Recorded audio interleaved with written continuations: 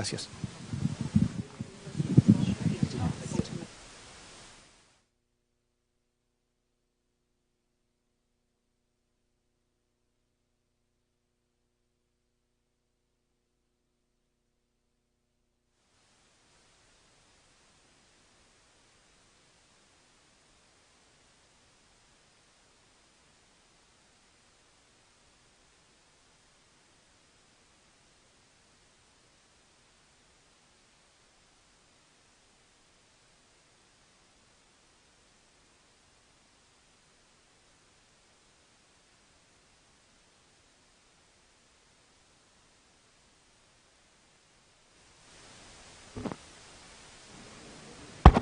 There we go. Okay. I'm going to call this meeting of the Stanislaus County Board of Supervisors to order. Good evening, everybody. Thank you for being here tonight. Today is October 18th.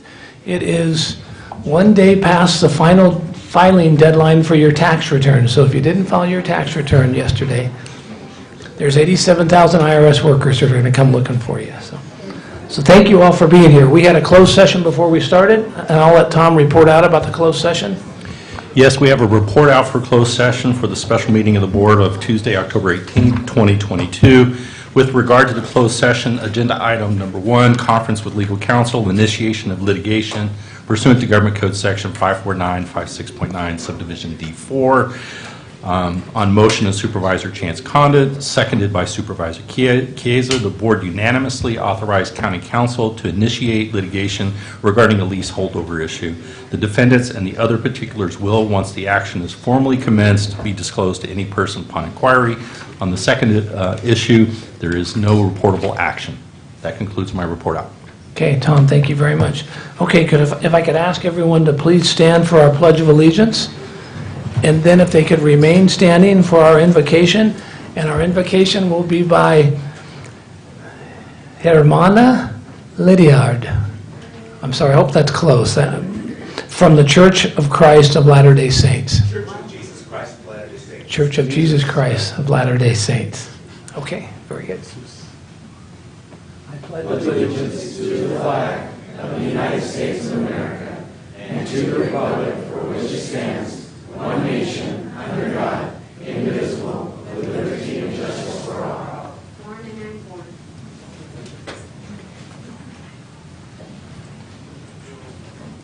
Dear Heavenly Father, thank Thee for this chance we have to come and gather and be able to work to find solutions for this area. Thank Thee for Thy love and Thy guidance for each person here, and for the ability we have to come together to find peace and help others.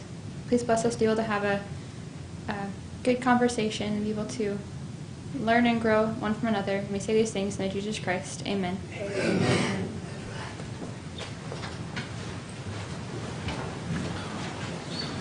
Hermana, thank you very much. That was great. Thank you for being here. Okay, we have no presentations tonight. We're just going to start right off with public comment.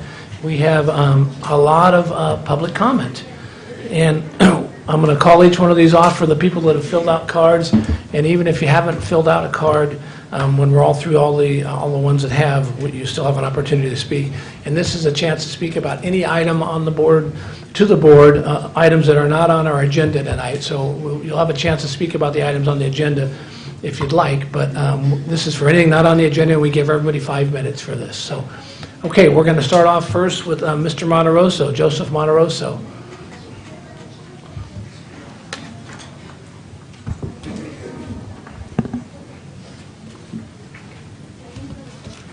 Mr. Monteroso, good evening. How are you? I'm okay. How are you boys? We're good, thank you. I really want to ask you to read the package I gave you tonight because it's really kind of disturbing. Please read it. Secondly, Mr. Chairman, I might need a minute more if you could indulge me. I had to write it down this time. Microphone okay? We're good, we got you. The annual Horseshoe Hayride, 25 years. For the last 5 years, it's been using the dirt path. Mr. Kelly, who organized it for 25 years, will no longer do so due to the heavy drinking and the participants. of the participants. 175 kids on wagons, trucks, beds, you name it. 30 adults on side-by-sides, motorcycles, pickup trucks, etc. If that's not an accident waiting to happen, I don't know what is. Mr. Kelly no longer wants to assume the liability. Until about 5 years ago, the hayride did not use the strip. The organizers have an alternative route which they can take, and I'm sending them a letter asking them to do so. I will not block the road, as it is not my way to do things out of character. Linda Donaldson remarked before this board that my house was worth $14 million. Well, we now have people coming by and taking pictures from the dirt strip. Thank you very much. It's so easy to find out all the information you need about anyone on the internet. All you have to do is Google it. Donaldson's Tracy history. Please read that. It's been going on for 12 years, and she's doing exactly in our neighborhood what she did in Tracy. Please take a few minutes and read it. It became so intolerable that the neighbors and tenants were awarded a 5-year restraining order to protect themselves from the Donaldsons. The Donaldsons then sold their house and moved to Horseshoe Road. How lucky could we get? After the court ordered them to turn in all their guns, which they did not do. PTS, alleged soldiers, are not allowed to have any access to weapons, which they did not do. They moved to my neighborhood instead. Read the email from the neighbors in Tracy. It's really kind of gut-wrenching. Please read it. And you know, I don't bring anything in here that is not researched, sure, absolute, on the internet, by police reports, by court reports. I don't make up anything. Don't have to. Okay, the Donaldsons have sued people in personal injury lawsuits. A neighbor raised the possibility that the Donaldsons would stage an accident on the dirt strip. Because there's 7 of us that are legally liable for that strip at this moment, thanks to the county not getting out of the way. I have no doubt she could pull this off. She's now associating with the rapist, so there's no telling what she can talk people into doing.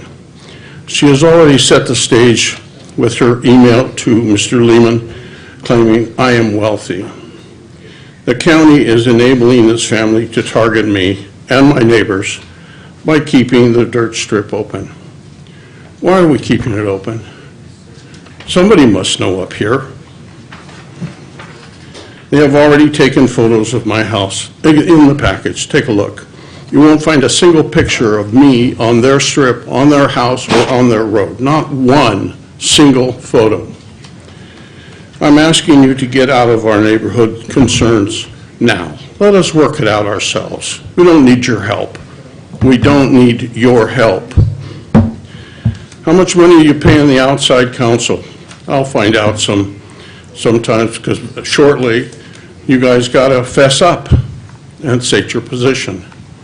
And then we can issue subpoenas for the information we need. The dirt street needs to be closed. Who's responsible for the oversight of the county legal department? The county engaged an expensive outside law firm who approved this expenditure. Who did it? Did all of you guys do it? Was that your handiwork? You got all these caregivers in here trying to get a couple of bucks, extra money. That's all. And you're spending thousands of dollars on the strip. Why? Okay, I understand. We have a lot of people here tonight, Mr. Monroe, so I'm sorry. I'm sorry, sir? We have a lot of people here tonight, I'm sorry. Okay, I understand. I got my point across, I hope. Please just read it. Thanks for your time again. I'll see. We only have 5 more times before the end of the year. God, I can't wait. Thank you, Mr. Monroe. Okay, next up we have Martin Laurel. Am I pronouncing that right, Laurel?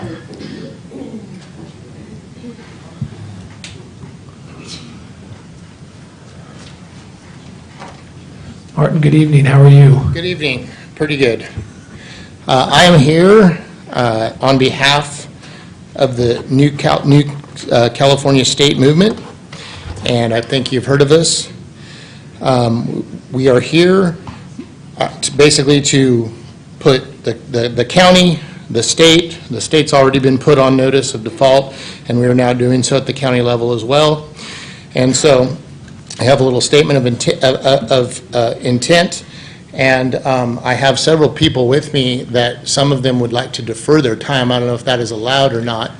Yeah, I think we don't do that here, I'm sorry. So each one of them can come up and speak if they'd like. Okay. Okay. So I'll get started and they can pick up where I leave off. Okay.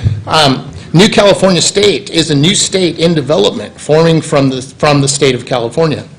New California State is exercising its God-given rights as declared in the 1776 United States Declaration of Independence and as ratified in the 1789 United States Constitution under Article 4, Sections 3 and 4.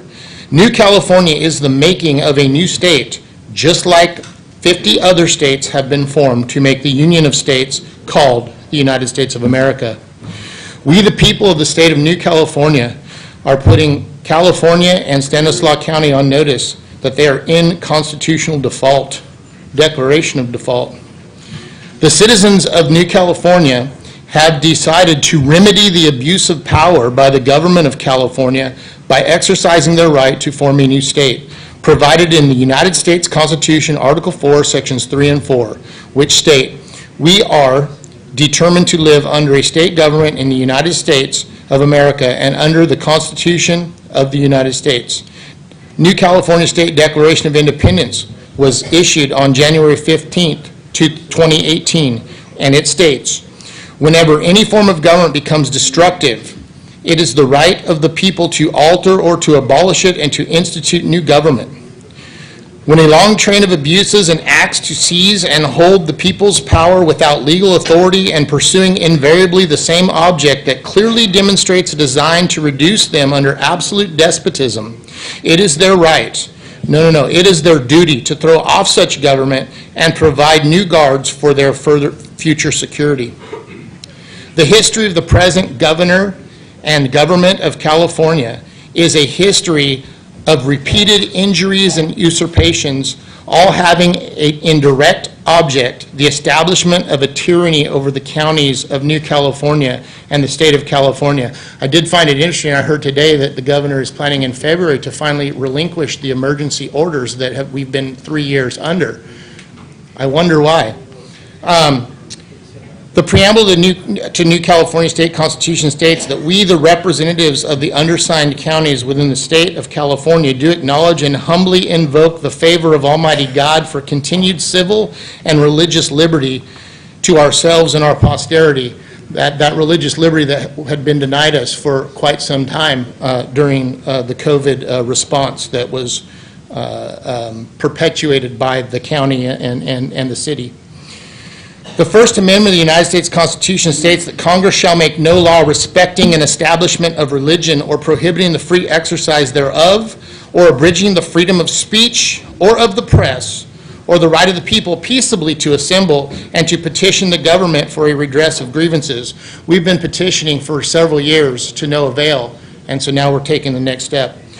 The Fourth Amendment of the United States Constitution states, the right of the people to be secure in their persons, houses, papers, and effects against unreasonable searches and seizures shall not be violated, and no warrant shall issue but upon probable cause, supported by oath or affirmation, and particularly describing the place to be searched and the persons or things to be seized, things that we've seen in the media lately that aren't necessarily being followed.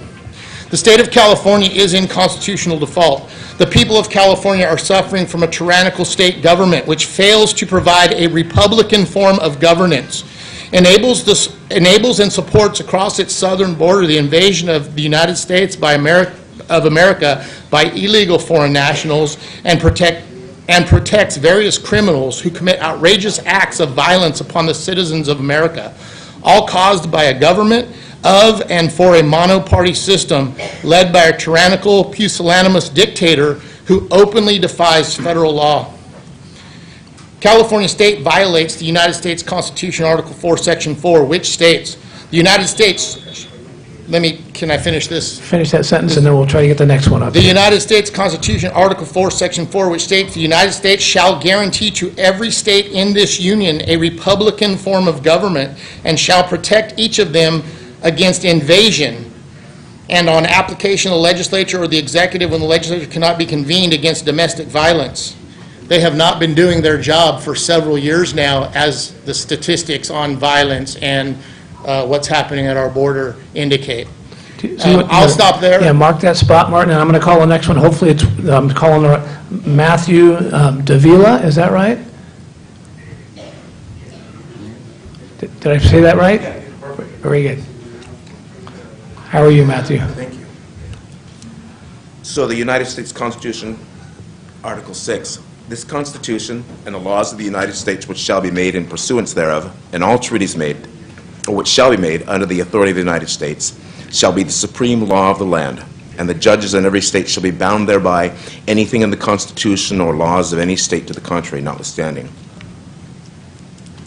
First Amendment, the United States Constitution also says, Congress shall make no law respecting an establishment of religion, or prohibiting the free exercise thereof, or abridging the freedom of speech, or of the press, or the right of the people peaceably to assemble, and to petition the government for a redress of grievances. 14th Amendment says, the United States Constitution, Section 3, no person shall be a senator or representative in Congress or elector of President and Vice President or hold any office, civil or military, under the United States or under any state who, having previously taken an oath as a member of Congress or as an officer of the United States or as a member of any state legislature or as an executive or judicial officer of any state to support the Constitution of the United States shall have engaged in insurrection or rebellion against the same or given aid or comfort to the enemies thereof. But Congress may, by a vote of 2/3 of each House, remove such disability. Constitutional default. The state of California is in constitutional default and does not have constitutional standing as a member state in the Union of States called the United States of America. We, the people, as citizens of the United States living in California, are following the process of West Virginia that successfully restored the Virginia state government after the Wheeling Conventions of 1861. Congress admitted California to the Compact of Statehood within the United States of America in 1850 because their Constitution, ratified for consideration, guaranteed a Republican form of government. Violation of the United States Constitution. The United States shall guarantee to every state in this union a Republican form of government. Today, California is a state in free fall at all levels. This free fall has been orchestrated over the past 170 years by socialist and communist movements, and we're now nearing the end of their socialist communist plan that clearly demonstrates the design to reduce United States citizens living in California under absolute despotism. Today, this plan has eliminated the three branches of government, created a mono-party legislature, which has enabled and empowered the rise of a weak governor turned dictator. This weak governor, whose character is thus marked by every act which may define a tyrant, is unfit to the elected government of a free people, to be the elected governor of a free people. Likewise, elected, appointed, and regional officials of the state of California, whose character is thus marked by every act which may define a tyrant, are also unfit to be the elected, appointed, and regional officials of a free people. California elections have been corrupt for decades. The state of California government officials have established secret election schemes within counties and school districts with the intent to embrace the plans of an authoritarian form of government. Their aim is to eliminate the state of California citizens' Republican form of government. An unconstitutional administrative state now exists in California in direct violation of the September 9th, 1850 Compact with the United States of America. Another violation of the United States Constitution, and shall protect each of them against invasion. The state of California has failed to prevent the massive invasion of illegal foreign nationals, which is in direct violation of the Constitution of the United States that guarantees protection from invasion. To be sure, state and local government officials are actively engaged in the trafficking of human flesh and slavery with vicious criminal cartels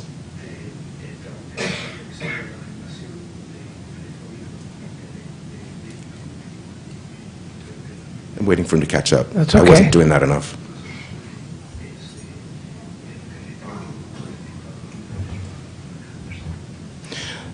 With these vicious criminal cartels who are trafficking hundreds of thousands of illegal foreign nationals across the border, reaping billions of dollars each year. This is openly promoted by state government officials and members of the state legislature who approve legislation encouraging what is now a multi-billion-dollar slave industry.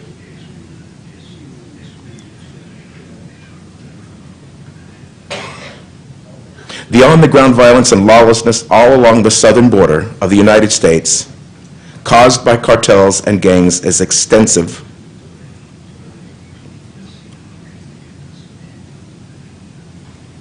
Well-documented, and persistent. It satisfies the definition of actually invaded and invasion under the Constitution of the United States. Okay. Perfect, Matthew. Mark your spot there so the next one can, yeah. Okay, next up I have David Avila. And Matthew, I appreciate you giving Roberto, he's got his hands full over here. I appreciate you doing that. Mr. Avila, how are you tonight? I'm well, sir, and you? Good, thank you. It's nice to see you again. Good to see you. Gentlemen, members of the board, Tom Bose. I'm not going to read from the statements that everyone has here, but I am here in support of the 51st state, New California.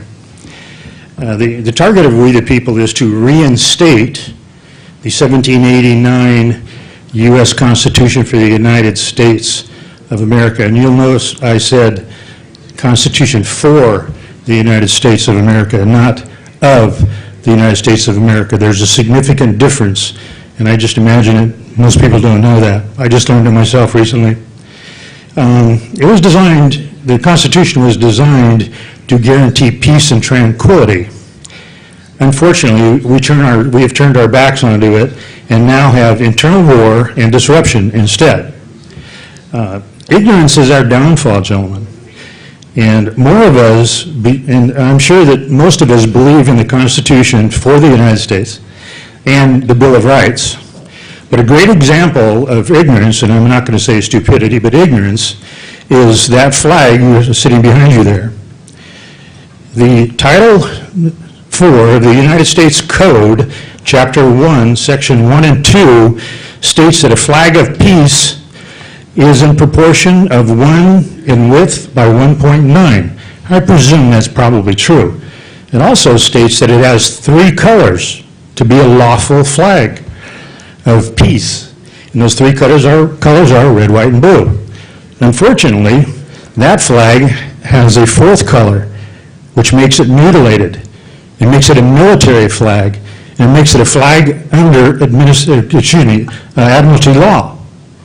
What does Admiralty law mean? In Admiralty law, gentlemen, and that flag also unfortunately flies in our courthouses, under Admiralty law, you have no constitutional rights. When you walk into an Admiralty court, you may as well not take your Constitution because they do not follow it. The judge has the whole say. You do not get a trial by jury. You get a jury trial in which, under Admiralty law, the judge can override the jury. And you see it on TV all the time, where the judge overrides the jury. In common law and constitutional law, you go into a courtroom where attorneys cannot be present because they are foreigners.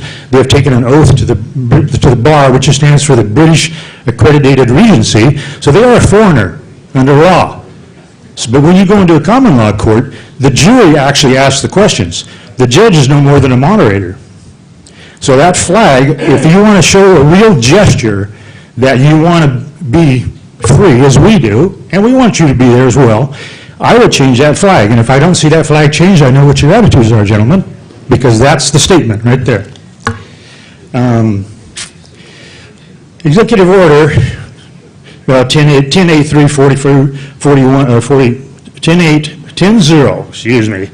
834, August 21st of 1959, 24 Federal Regulation 6865, a military flag has a 4th color, the gold fringe. I've already stated that. And then, to me, there's nothing more repugnant to the Constitution than that flag. But most people, I'm going to give you a break, I guess, most people don't understand that, but I've just explained it, and so I would hope that you would comply. New subject, we have no de jure governments. We have only for-profit private corporations pretending to be government. So you are all officers of the County of Stanislaus Corporation. You are not government employees, gentlemen. If you look into Clearfield Trust Company versus United States, 1942, states that a corporation cannot be government. Unfortunately, most people may have heard or may not have heard of Dun & Bradstreet. Been around since the late 1870s. They record all the corporations of the world so you can have uniform business. It's called the UCC, Uniform Commercial Code. Dun & Bradstreet has the state of California, listed as DUNS number 0715490000. DUNS has the County of Stanislaus Corporation number 073136722. Unfortunately, gentlemen, Superior Court of California of Stanislaus County is listed as corporation number 1181569192. So what does that mean about the courts? When you walk into that court, that judge is no different than a McDonald's employee until you volunteer to give him jurisdiction. Is my time up? I think so, yeah. Oh, shoot, I had a lot more. I'm sorry, we can have you come back here. Oh, it's always a pleasure, gentlemen. Thank you. Thanks, Mr. Avila. Okay, next up I have Nathan Moore.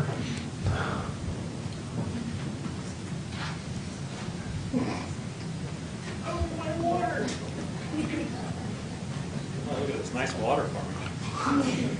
Excuse me, sir. Nathan, good evening. How are you? Good. How are you doing? I'm good, thank you. I concur with David Avila that I'm a man created by God who lives in Stanislaus County, but I do not see you as my representatives because you are a corporation, and corporation is not government. But I will continue reading from our statement here. Violation of the United States Constitution, Article 4, Section 4, Clause 3. An on-application of the legislature or the executive when the legislature cannot be convened against domestic violence. The state of California has failed to prevent the harm and domestic violence increased by the above stated invasion, which is in direct violation of the Constitution of the United States, Article 4, Section 4, that guarantees protection from domestic violence. Yet the legislature passes laws that openly permit and encourages acts of violence and lawlessness. The pusillanimous governor opens the prisons, releasing vicious criminals out into the streets who murder and rape and steal. Acts of insurrection. The government of California, the current socialist governor-dictator, and the monoparty system, along with local officials, are following a coordinated design with intent to actively engage in acts of insurrection against the U.S. Constitution. Acts of secession. The California government, in conjunction with the socialist state executive instituted wherever the current socialist governor-dictator has usurped power, has actively engaged in acts of secession and have created a reign of terror on the United States citizens living in California with the intent to secede from the United States of America to thus destroy the very union of states which secures our liberty and our freedom. Abdication of authority. Betrayal by the sitting pusillanimous socialist governor-dictator of California, the monoparty legislature, and local elected officials is evidence of abdication of their responsibilities of authority and sovereignty over the citizens of the United States living in California state. Actions. A restored government in California consistent with the Compact of 1850 with the Congress will be established and will consist of a Republican form of government, which an executive branch, judicial branch, and bicameral legislative branch. We, the people of the state of New California, notice to all Californians, first declaration of truth. The citizens of California have decided to remedy the abuse of power by the government of California by exercising their right to form a new state provided in the United States Constitution, Article 4, Section 3 and 4. We are determined to live under a state government in the United States of America and under the Constitution of the United States. New California Declaration of Independence, January 15, 2018 states, whenever any form of government becomes destructive, it is the right of the people to alter or abolish it and to institute new government. That's not a corporation. When a long train of abuses and acts to seize and hold the people's power without legal authority and pursuing invariable the same object that clearly demonstrates a design to reduce them under absolute despotism, it is their duty to throw off such government and to provide new guards for their future security. The history of the present governor and government of California is a history of repeated injuries and usurpations, all having in direct object the establishment of tyranny over the counties of New California and the state of California. Preamble of the New California State Constitution states, "We, the representatives of the undersigned counties within the state of California, do acknowledge and humbly invoke the favor of Almighty God, continued civil and religious liberty to ourselves and our posterity." First Amendment of the United States Constitution states, "Congress shall make no law respecting an establishment of religion or prohibiting the free exercise thereof, or abridging the freedom of speech or of the press, or the right of the people to peaceably to assemble and to petition the government for redress of grievances." Each of you up here, some of you were from the last session before the election, and some of you are new. And you were all served with affidavits of truth from people. I believe you were each served with 32, unless you're part of the new session here, that you violated your oaths of office. Not one of you responded refuting those charges. Not one of you. You violated our First Amendment right together. If our sheriff had any balls, he'd come and arrest you, but he doesn't. Okay, next up I have Patricia Schaefer. I'm sorry, Patricia, are you part of this group? Okay, I just want to make sure I'm keeping everybody together here. Okay. How are you, Patricia? I'm good, and I hope you all are doing well. Thank you. The 14th Amendment, United States Constitution, Section 3. I dropped this, so am I starting the right place? No, you go ahead. I am? Okay, thanks.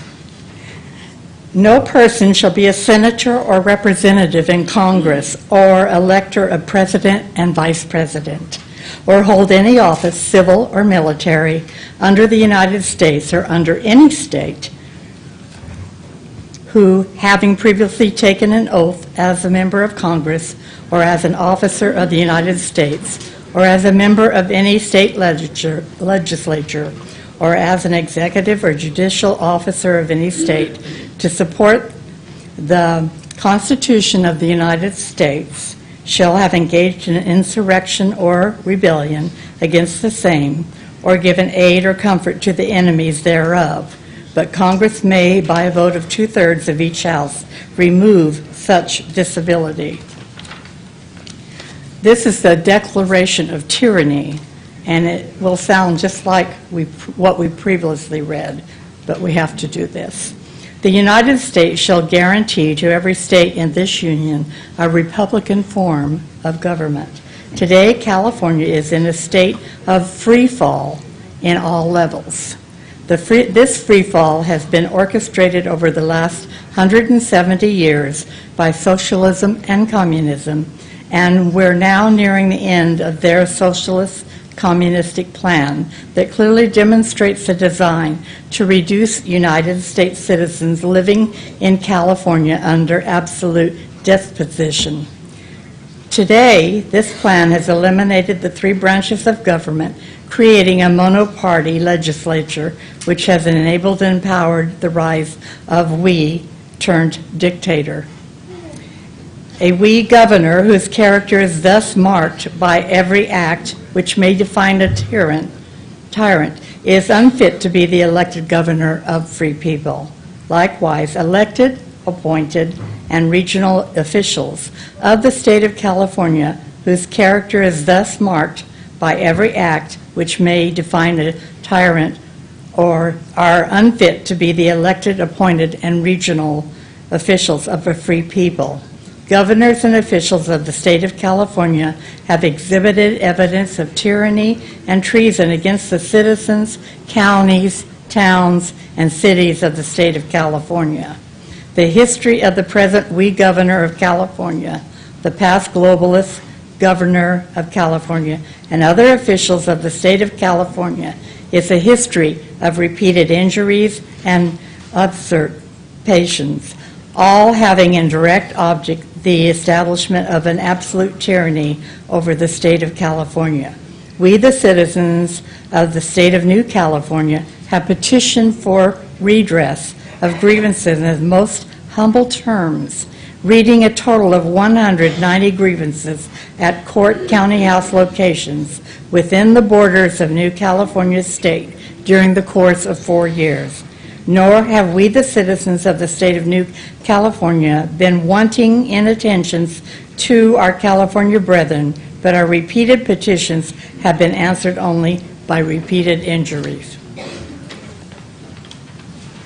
Let it be known to all the world, New California State and the state of California are not the properties, nor the administrative state, nor the province of any theatrical ruler, nor any monarch, nor foreign entity or government, but are states of the United States of America. New Californians and Californians stand united to follow the United States Constitution, Article 4, Sections 3 and 4, to throw off the tyranny that has been foisted upon all citizens of the United States. We, the citizens of the state of New California and the 7 counties that lie within, united by our United States Constitution, declare that this newly formed and sovereign state and this nation under God shall have a new birth of freedom, and that government of the people, by the people, for the people, shall not perish from the earth. Stop there. Thank you, Patricia. You're welcome. Okay, next up I have Melinda Mason. Melinda, good evening. How are you? Howdy. I'm okay, Terry. How are you? I'm good, thank you. Good.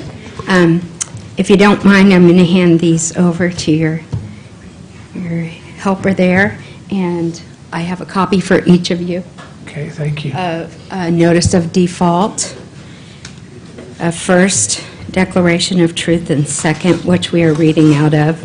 And I know that you've all received in the past some of this. Did you hear that? 190 grievances have been read in our county over the last 4 years. Is anybody aware of that even? No. We came to the courthouse steps. We went to the halls of our Congress here, we're going to call it, and we went out to the highways and the byways and read 190 grievances against the state of California. And now it's time for us to get this government up and rolling, and we will be doing that. I hope everyone's well aware, and I hope you're willing to work with the new state of California, as you all have abdicated your duty to us. And it's very sad. It breaks my heart. I've been involved with so many of you on so many committees over the years and worked for you and helped you, walked for you, talked for you. And then, unfortunately, the upholding of the Constitution and the oath that we all took was overcome by an oath to a corporation. And sadly, that's where we are today. So, back to this. Acts of secession, the California government, in conjunction with the socialist state executive, instituted wherever the current socialist governor dictator has usurped power, has actively engaged in acts of secession, and have created a reign of terror on the United States citizens in California with the intent to secede from the United States of America and thus destroy the very Union of States, which secures our very liberty and freedom. Abdication of authority, betrayal by the sitting pusillanimous socialist governor dictator of California, the monoparty legislator, and the local elected officials. That's here in Stanislaus County. An abdication of your duty and responsibilities, the authority and the sovereignty over citizens of the United States living in the California state.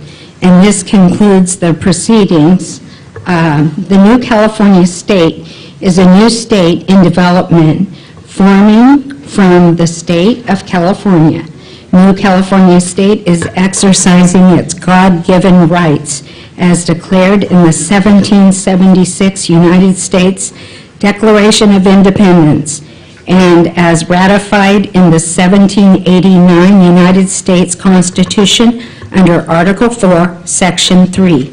New California is making a new state just like 50 other states have been formed to make the Union of States, which we call the United States of America.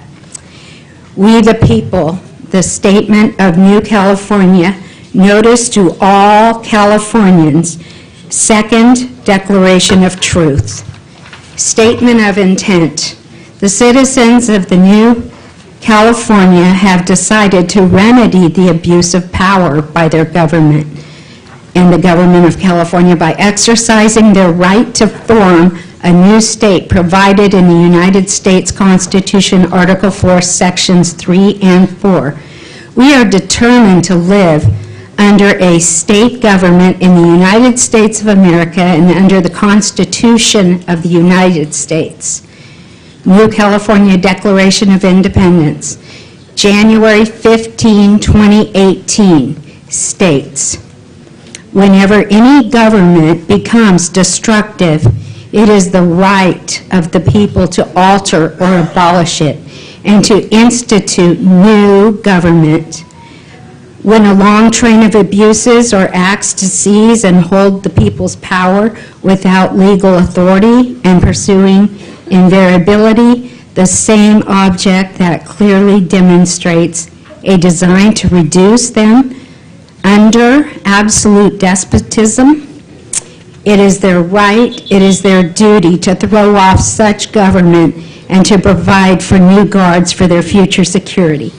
The history of the present government and the government of California is a history of repeated injuries, usurpations, all having in direct object the establishment of tyranny over the counties of New California and the state of California. A de jure government, folks, is being put in action as we speak, so thank you for your time. Thanks, Melinda. Okay, next up I have Alex Moore.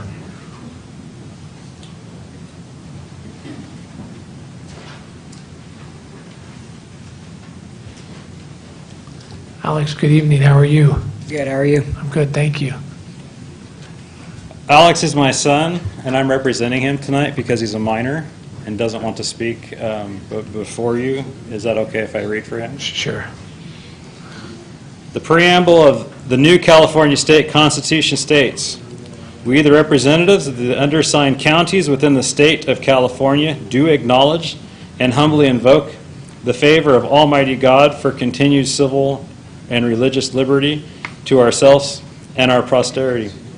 First Amendment of the United States Constitution states, Congress shall make no law respecting an establishment of religion or prohibiting the free exercises thereof or abridging the freedom of speech or of the press or the right of the people peaceably to assemble and to petition the government for a redress of grievances. The Fourth Amendment of the United States Constitution states, "The right of the people to be secure in their persons, houses, papers, and effects against unreasonable searches and seizures shall not be violated, and no warrant shall issue but upon probable cause, supported by the oath of affirmation, and particularly describing the places to be searched and the persons or things to be seized." The state of New California truth, invasion, California.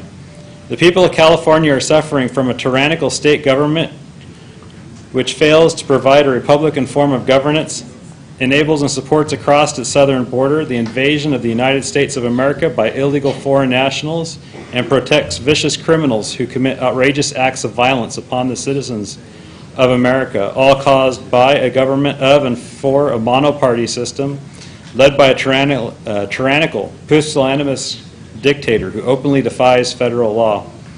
California state violates United States Constitution, Article 4, Section 4.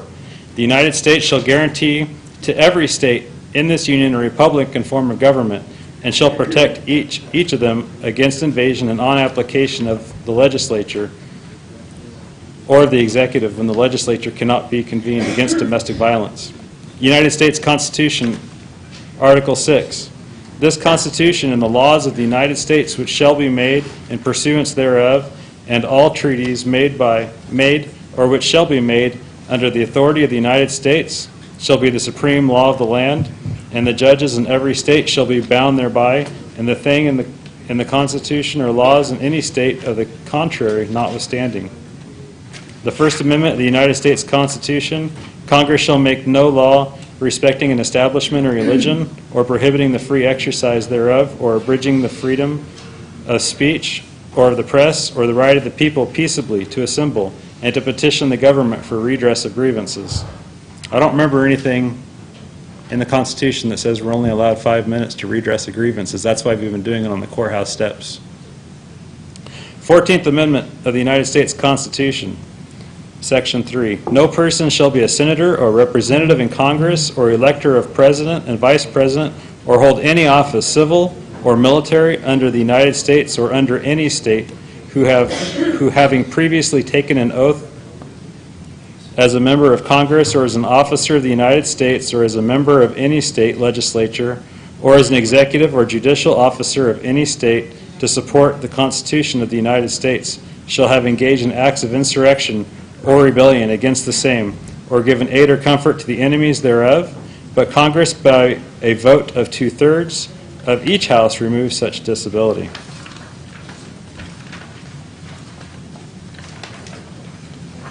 Declaration of invasion. Violations of the United States Constitution, Article 4, Section 4, Clause 2, and shall protect each of them against invasion. The State of California Governor and government officials working alongside leaders of foreign governments and that are averse to the United States of America facilitate and encourage the flood of illegal foreign nationals into California. The state of California, in open defiance of federal law, has declared itself a sanctuary for all persons illegally entering the state. This sanctuary status acts as a magnet for known criminals or terrorists who desire to harm citizens of California and of the United States. This status brings human trafficking, drug smuggling activities to California, endangering the lives and safety of its citizens. And I'll go ahead and stop there and Okay. wait for the next person. Perfect timing, okay. Thank you. Next one up, we have Cheryl Asseltine. Is that, I'm sorry, is that part of your group, Cheryl? Is Cheryl not part of your group? She left. Okay. Oh, okay, Cheryl, come on down.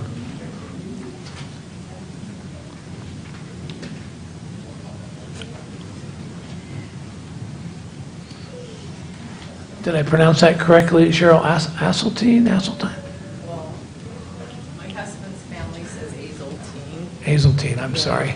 We're right here if you want to continue from where we are. Right here? Right here, okay. Okay, Just right there, the state. okay.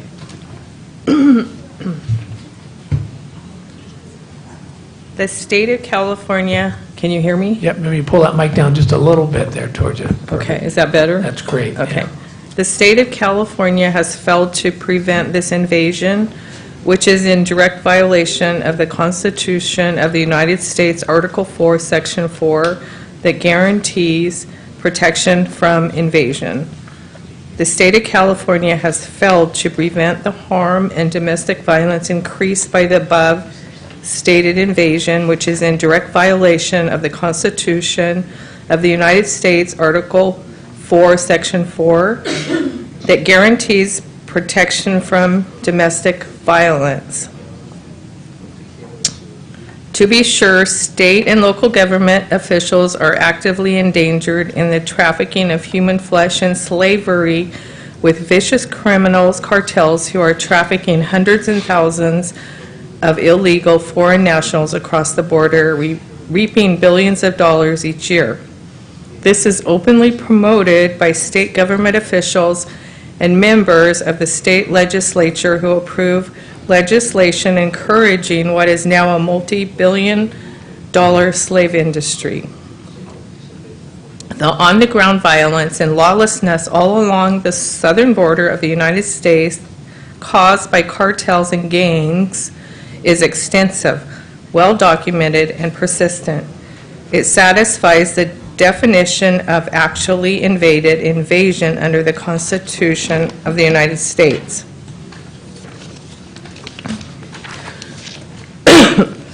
Today, California is in a state of free fall at all levels. This free fall has been orchestrated over the last 170 years by socialists and communists, and we're now nearing the end of this socialist communist plan that clearly demonstrates a design to reduce United States citizens living in California under absolute despotism. Today, this plan has eliminated the three branches of government, created a monoparty legislature, which has enabled and empowered the rise of a weak governor turned dictator. The state of California is in default and does not have constitutional standing as a member state in a union of states called the United States of America. We, the people, as citizens of the United States living in California, are following the process of West Virginia that successfully restored the Virginia state government after the Wheeling Conventions of 1861. Acts of insurrection. The government of California, the current socialist governor dictator and monoparty system, along with local officials, are following a coordinated design with the intent to actively engage in acts of insurrection against the U.S. Constitution. Acts of succession. The California government, in conjunction with the socialist state executive, instituted wherever the current socialist governor dictator has usurped power, has actively engaged in acts of succession and have created a reign of terror on United States citizens living in California with the intent to succeed from the United States of America, to thus destroy the very union of states which secures our liberty and freedom. Abdication of authority. Betrayal by the sitting weak socialist governor dictator of California, the mono-party legislature, and local elected officials is evidence of abdication of their responsibility of authority and sovereignty over the citizens of the United States living in California. Thank you. Thank you, Cheryl. Okay, I think I have one, Natalie Rosemore. Natalie Rosemore, is that one more?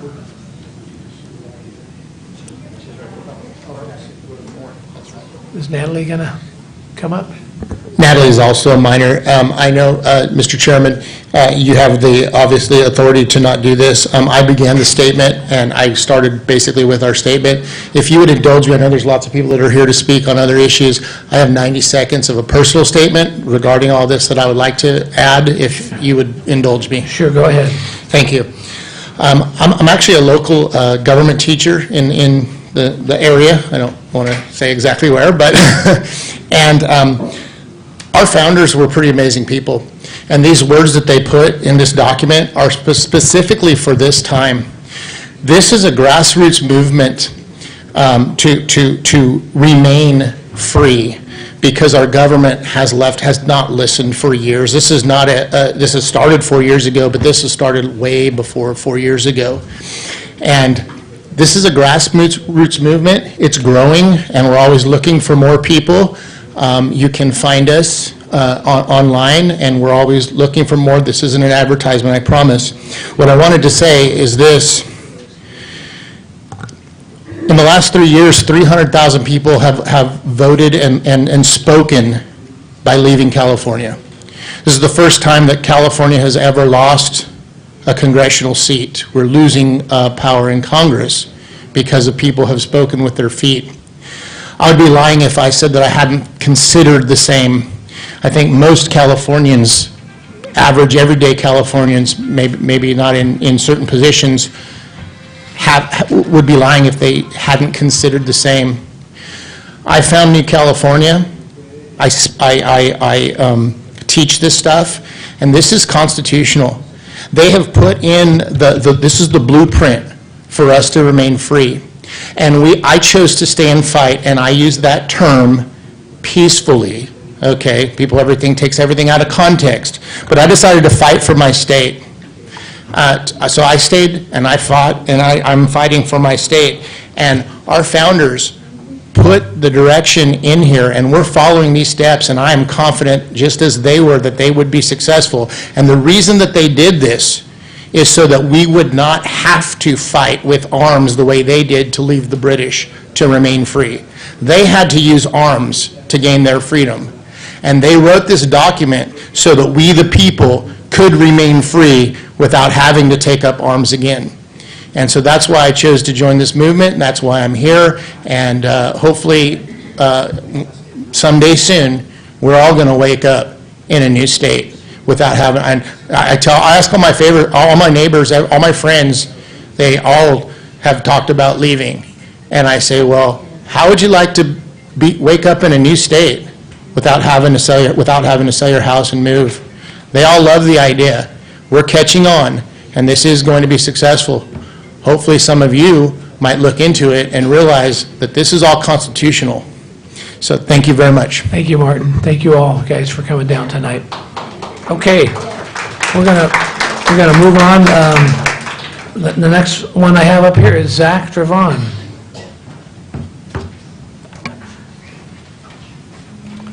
Zach, good evening. How are you? Chair Withrow, members of the board, good evening. Doing well. Thank you for the opportunity to be heard. Just want to start out by saying maybe a little change of pace. I want to thank you all for the job that you do in representing your constituents of the county. In my own personal experience, when addressing issues affecting my clients that are operating businesses in the county, you've taken your time to meet with me and discuss these issues with me over the years.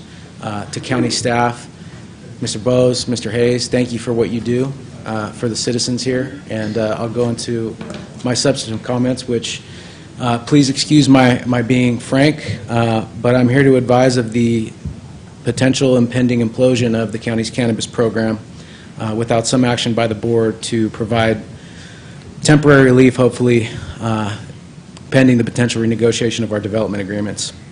Currently, I have 3 clients who are in default on development agreements for fees owed from the first 2 fiscal quarters of this year, with several more operators with whom I've spoken personally who will be unable to pay their upcoming Q3 payments due to lack of funds.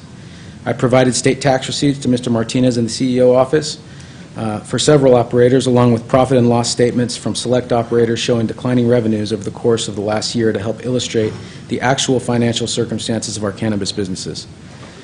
Simply put, the flat fees being paid by most operators in the county grossly exceed that which would be paid according to the percentage rate that those flat fees are supposed to be based on, albeit negotiated 3 years ago. Specifically, for the first 2 quarters this year, Medallion Wellness would be obligated to pay nearly $50,000 in excess based on their flat fees of what would be paid according to the 8% percentage rate.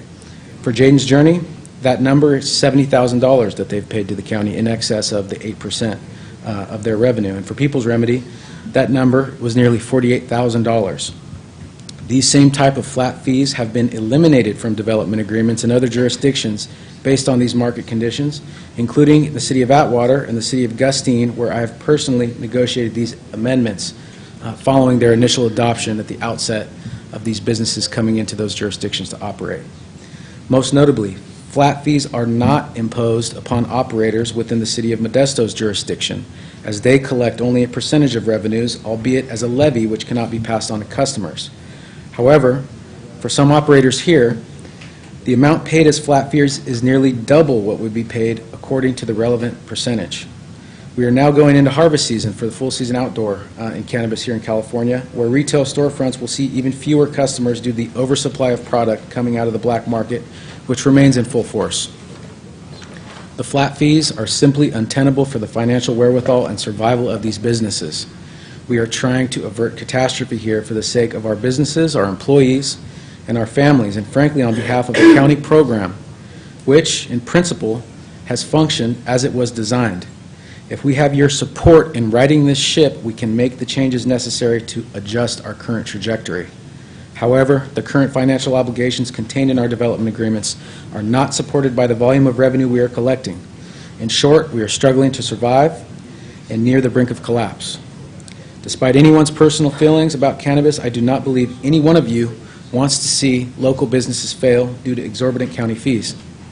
Therefore, we are asking, please, for the immediate suspension of the flat fee payments, along with the suspension of fines and fees and halting default proceedings pending potential renegotiation of our development agreements, which could include payment plans for back-owed fees. And with that, I appreciate your consideration. I'm asking you, please, provide us this relief so we can help these businesses survive and keep this county program on its feet. Thank you. Thanks, Zach. Okay, next up we have Irene Pedro.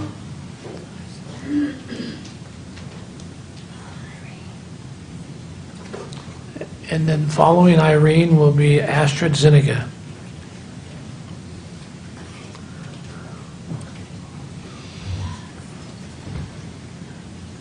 While I was sitting there, I thought of so many things to say. Irene, pull that mic down. There you go. Thank you. While I was sitting there, I was thinking of so many things to say, and when I get up here, all I know is I worked for IHSS for 20 years, and it hasn't moved much since then, and we need more money. That's the top of the mark right there. We need more money. All these people that are working, my daughter's working for me, and she's also a school teacher. She works all days with the school teaching, and then she comes and takes care of me. Right now, I've got a broken shoulder. I fell down. I'm always falling down. But I had the cancer too, and I'm cured of that too. And she's been right beside me all this time. And they're not making enough money, mister. They're not making enough money. We need to please bring more money up for these people. That's all there is to it. I can't say any more because the main thing is that they need a raise. And not like it was 20 years ago. It didn't change much. So God bless you. God bless you too, Irene. Thank you. Okay, next up we have James Martin. Oh, I'm sorry, Astrid. Jeez. I went right over you. So, after James is on deck. Yeah. All right. Astrid, good evening. How are you? I am doing all right, hanging in there. So, Astrid Zuniga, I am a home care provider for my adult child, Manny, who has autism, intellectual disabilities, and epilepsy. And once again, we are here because I have to say the last auditor was pretty disgusting. And, You know, I've been doing this, I've been a home care provider with the IHSS program for 14 years, caring for my son for 24 years. And I've been part of the negotiations team almost that entire 14 years. And we have gone from pennies put on the table to nickels to dimes to quarters. And if that is how this board wants to recognize the workforce that cares for their elderly and disabled, that is flat out disrespectful. You know, you talk about, I was going through my email box the other day and came across the blueprint for the Stanislaus 2030, which doesn't surprise me and is awesome, right? The investments that want to be made into business and into ag. But some of it actually disgusted me and turned my stomach, thinking about how it doesn't include a majority of your community when you talk about having good jobs and inclusion. And I'll just pull out a couple of things from it. And the fact that this region has a significant gap in good and promising jobs available to enable workers and their families to achieve self-sufficiency. There's only about 13% of Stanislaus County jobs that can be categorized as good jobs. That is sad. And here you have a workforce of nearly 6,000, and it grows. Every 2 weeks, I am there doing the orientations for the union, and there is a room full. There is 50 to 100 people coming in and becoming IHSS providers, and yet we are still lacking enough providers to provide the care for those clients in our communities.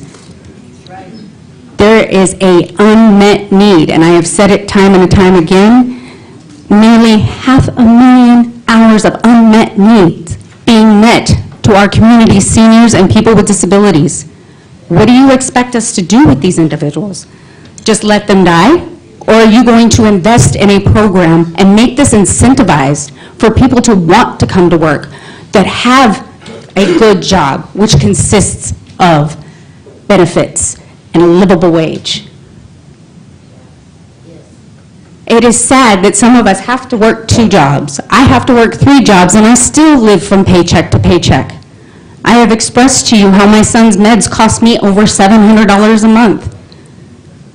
And that's just for his meds, not his breakfast, his lunch, his dinner, as picky as he is. And the diapers and the wipes. Luckily, Medi-Cal covers the diapers. It's not easy. Many of our providers have had to leave because their clients can't sit here this long. And it is a shame that we're not thinking about this workforce when we're talking about investing in our economic growth here in Stanislaus County. When these are your essential workers, we'll invest in the essential workforce of law and fire, which, bless them, they do an amazing job.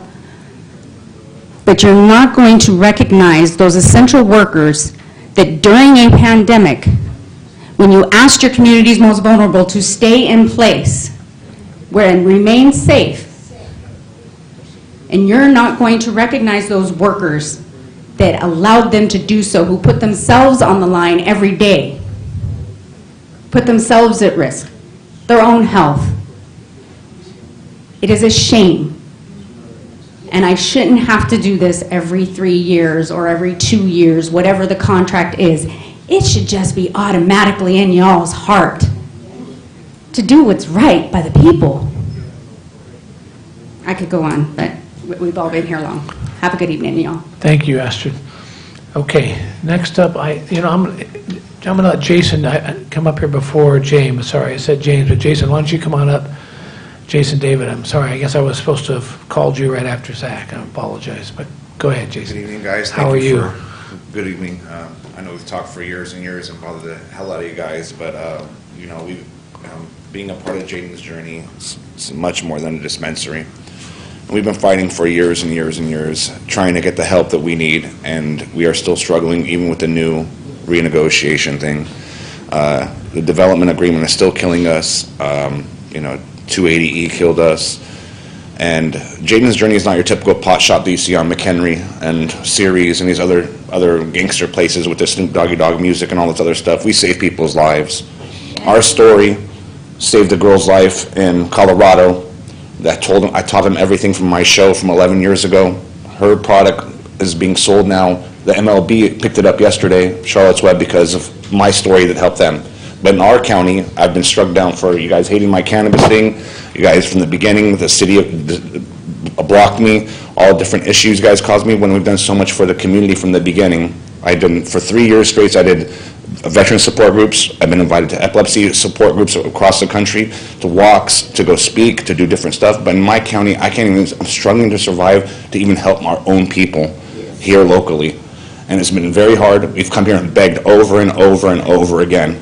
We need your help. We need it now. I'm not asking for tomorrow. I'm not asking for the next day. Some of these people are our patients. And the hardest thing is, and God bless them. I don't know how you guys could sit up there and not give them what they want. Maybe because I live with them and I see it every day. But I was calculating if they're getting $15.50 an hour for them too. And I have patients that come to my store and I can't even give them free medicine anymore because I'm so broke. Because I've been sucked out. $260,000 I overpaid last year in taxes. This year we've already overpaid, and we're still going to overpay another $60,000 even with the new agreement. This is unbelievable. We can't sell. We can't move. We can't file bankruptcy. I don't know what country we're in. This is not a free country with that. That's like communism. That's in our development agreement. On top of that, when I was calculating how much they get paid $15.50 an hour. 200 hours, that's $3,100. The average rent in Modesto is in between $1,500 to $2,000 in the ghetto. Okay, you don't understand what these people are going through when their kids poop in their bedroom and they have to throw away the sheets or the clothes they have to go through. Or I just recommend, if you guys really want to see and make a decision on, go spend one day in their shoes. Babysit their kids for one day and see what happens, or their other people, and you'll understand how we're struggling. And I was so blessed to help so many people for such a long time. But you guys have handcuffed me, thrown me in water, and let me drown. And my store is about to go down. I can't help other people. How many people I have to say no to a day? I'll show you the message I just got. I get 3 to 5 a day. Can you help me? My kid needs some medicine. I can't help you no more because the county shut me down.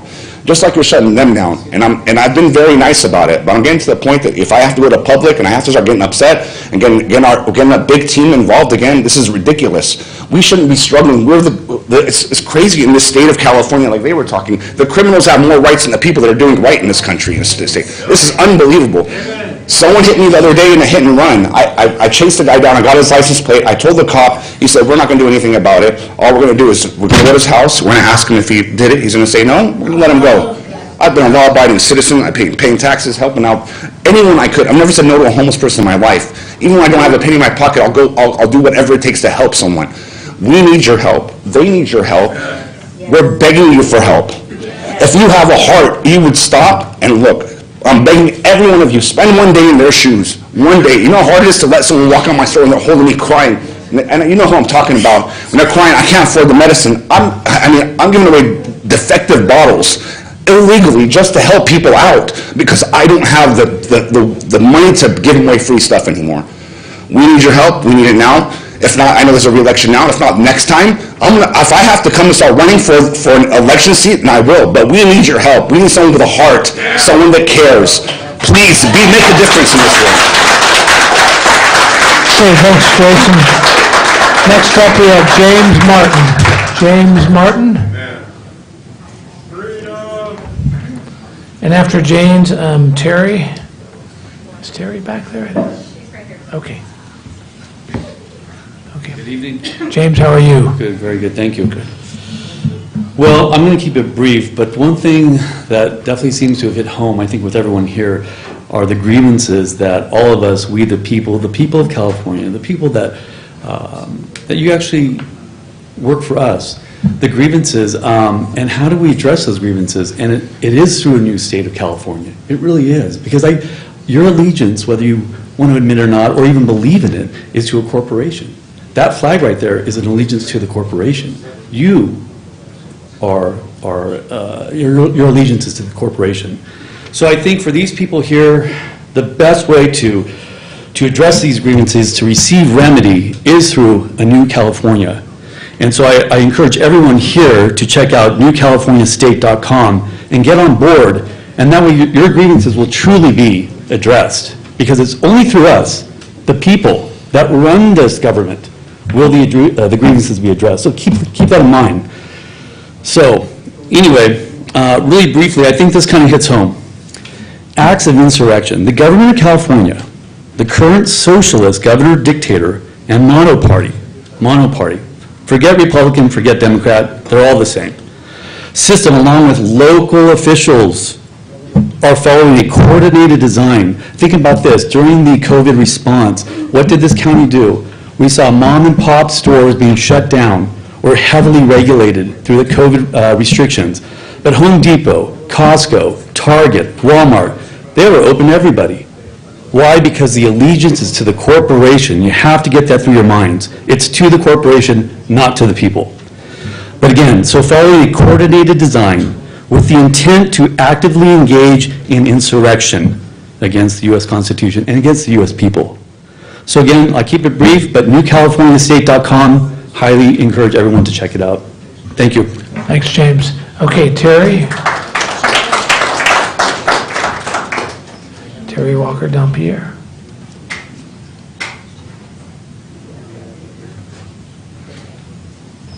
And after Terry will be John Adams.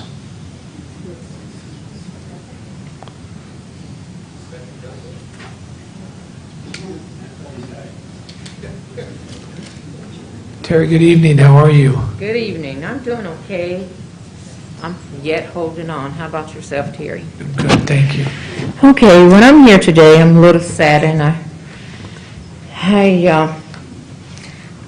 it's very sad to me this evening because several of the caregivers have quit IHSS due to the fact that they're opening up now a way to go to school to become CNAs.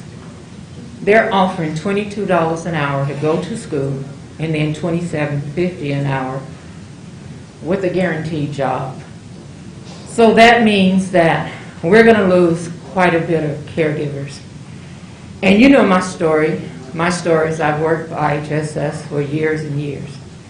And the reason I got my boyfriend here right now is because I started out 2018 with cancer, stage 3. I stand before you guys today with stage 4.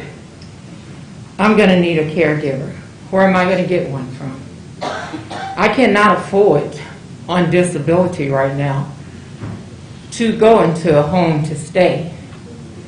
And I'm not going to be able to afford, a caregiver. Yes, I have my children. They love me, but they're going to have to work too. I just talked to a lady on the phone today, which was sad too. She's an in-home supportive worker.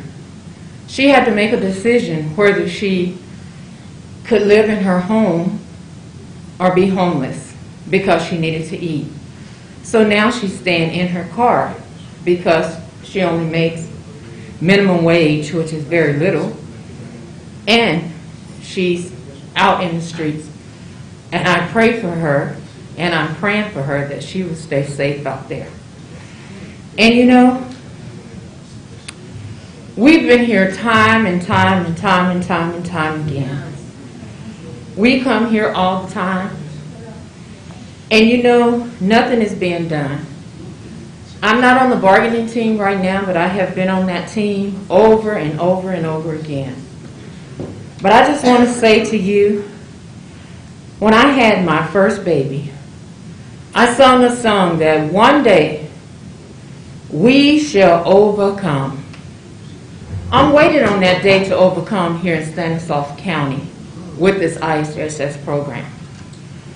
I know that we will, and I'm not saddened about the cancer that I'm carrying because God never told me that I wouldn't be sick, and He never told me that He wouldn't heal me.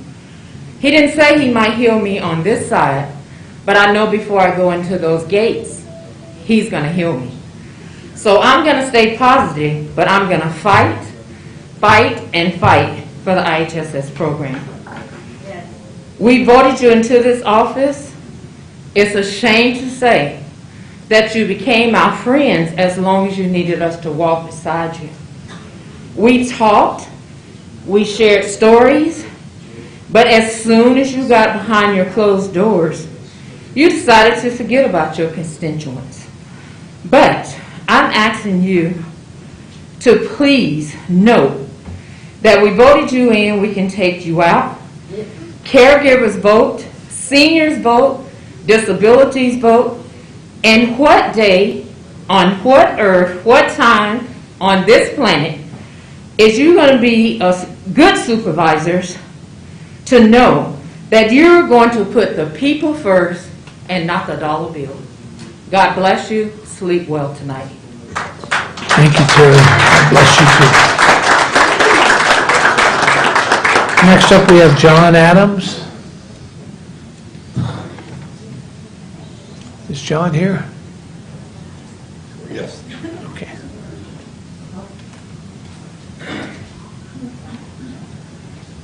Yeah, and next up will be Will Kelly. And Mark, are you saying you want to speak? Okay, I'm going to add you in here. Okay. How's everybody doing tonight? John, good. How are you? Good, good. Good. I just want to state that McDonald's workers are getting $16 an hour. In-N-Out Burgers getting $20 an hour. If they all went on strike, nothing would happen. If everybody on IHSS went on strike, people would die. And just so you know, I believe in God. I love God with all my heart. But I'd like to see a raise of hands. Anybody in here that works for your client or the person that you take care of for free? Anybody work for your client for free anytime? Do you work more hours than you get paid for? Hands, come on, hands. That's what I'm asking you. Do you work for more than John, hours you get paid for? I'm sorry, John, I got to ask you to talk to me, not to Okay, the I'm crowd. sorry. That's okay. I just want you to really see something that's really important. I'm not a babysitter, and I'm only here today talking before you because if I die tomorrow, I want to know that my daughter gets proper care. My daughter's paralyzed from the breast down. She got shot by her boyfriend of 9 years. So it went through her shoulder, ripped through her spinal cord. She's totally paralyzed from her breast down.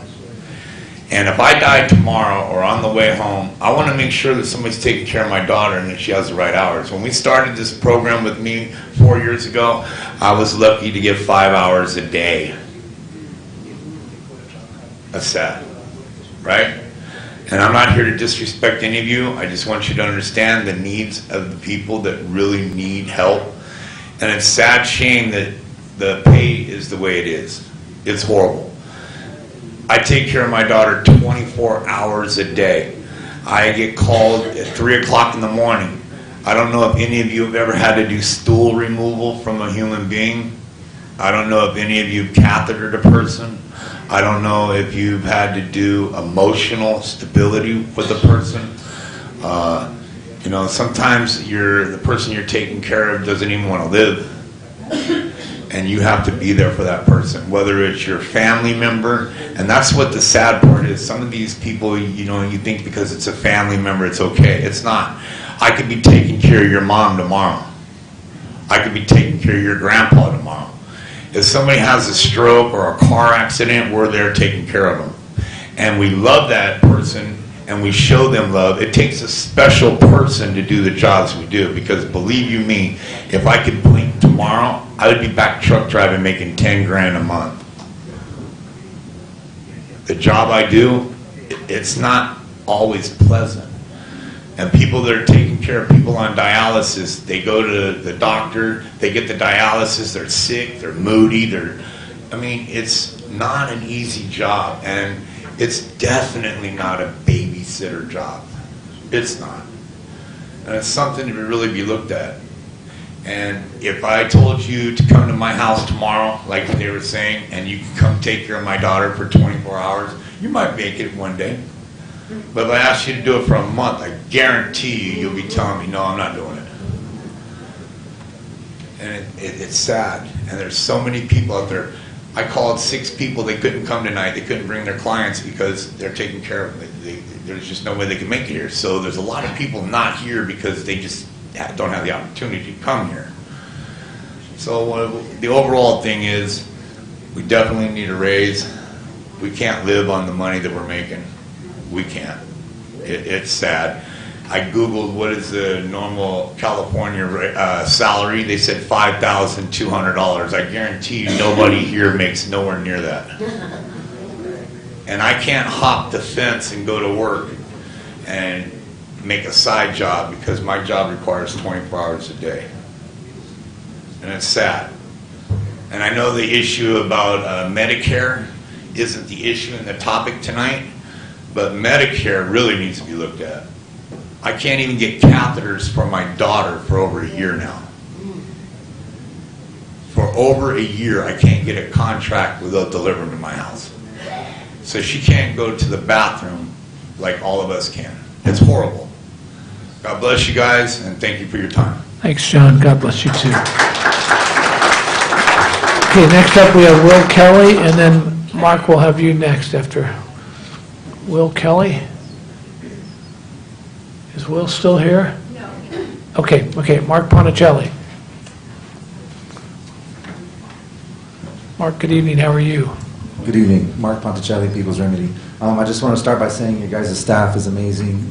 They do a great job. All of you guys, I couldn't think of better leaders in the community. You guys do a great job. You have a tough job, a lot of tough decisions on your hand.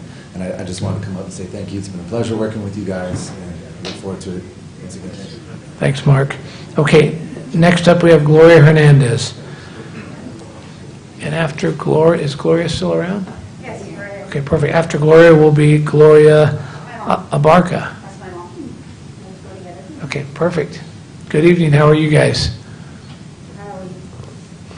Not good. this is the first time I've been here. Why is it that they can't get paid more? Why is it that we don't have the help we need? Why, I hear everybody talking and complaining, but I'm looking at all of you. Why is it that they have to live like that? What answers can you give me? Why can't they get the money? Why can't we get the help we need? I want to know why. Yeah, I'm sorry, we can't respond to your questions. You can't respond? No. Oh, okay. Well, I became seriously ill. I'm very ill. She's there for me as much as she can, and she can't work. She's taking care of me, and it's not fair they only give her a few hours a day. I fell down because I was left alone, and people can't survive like this. Not only what they get paid, and I can't survive without her. So it's like, I hope none of you have to go through what we're all going through. I really hope not, because it's really painful. It hurts. It hurts, and it hurts me to see her giving up her job, her social life, her life for me. It's not fair. And I hope none of you have to go through. But, you know, we all are getting older. We all are going to have issues. We're all going to be, that's just the way life is. And I just don't see that all of you won't see it till you guys are there. And then you're going to think, wow, that lady was right. What am I going to do? Who's going to be there for me? Then you don't see it till then. And it's just sad. Thank you. Thank you, Gloria. Okay, next up I have Maria Mejia. Maria, is that? She's gone? Okay. Okay, Agueno, I'm sorry, I can't read the first name. Azucena Agueno? Not here? Okay. All right, next one we have, looks like, is it Jonta Tovar? Tovar? The last name is Tovar? I'm sorry.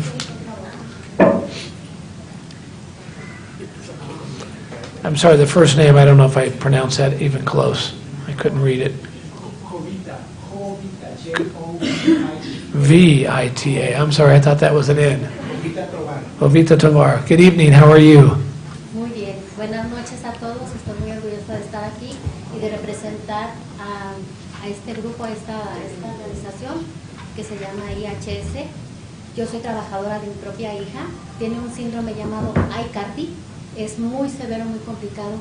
Yo me dedico las 24 horas y si el día tuviera más serían las que me dedicaría a ella. hearing the representation of this group. Pull that mic over. Roberto, grab that mic and pull it over close to you, too. First of all, I thank you very much for being, listening to me. I am here in representation of this group. He's talking about that, she's also in representation of her daughter, who is the one that take care of her, and that she's part of this organization. DHS. Okay, she's part of that organization of the members that you see here with the green shirts. Necesitamos la ayuda económica, que nos apoyen, porque nosotros trabajamos muchas horas. Because we work a lot of hours. Y hacemos un trabajo muy grande, muy bonito, pero es muy dedicado. Yo, de hecho, tengo que quitar tubos gástricos, succionar su saliva a las 24 horas, no camina, no habla, tiene 13 años, y hago la parte de una enfermera. De hecho, van enfermeras y sé hacer más cosas que la enfermera. Muy agradecidas con las enfermeras, pero trabajamos mucho nosotras también. She's talking about the attention that she's giving to her daughter, who needs some kind of a procedure in her stomach where they pull some tubes, and it is a lot of work, and it is actually very highly specialized that typically is done by a registered nurse, and I do the work of a nurse. As a matter of fact, I do more work than a registered nurse. Necesitamos más aumento, más dinero. Vamos constantemente a Stanford a cubrir todas sus necesidades, sus especialistas, y todo eso corre por nuestra bolsa. Entonces necesitamos el trabajo, necesitamos el dinero, el apoyo de ustedes. The time that we spend actually helping patients that we take to Stanford, I assume Medical Center, they require the time to go over there, something that comes out from our own packets. We need more income. We need to recoup the expenses that we do get into. Hablo por mí, por mi hija y también por todos mis compañeros. I speak for myself, my daughter, and for everybody else who is in my situation here. Muchas gracias por su atención y necesitamos su apoyo. Thank you for your attention, and we need your help. Buenas noches. Good night. Okay, next up we have Alma Hernandez Bocanagra.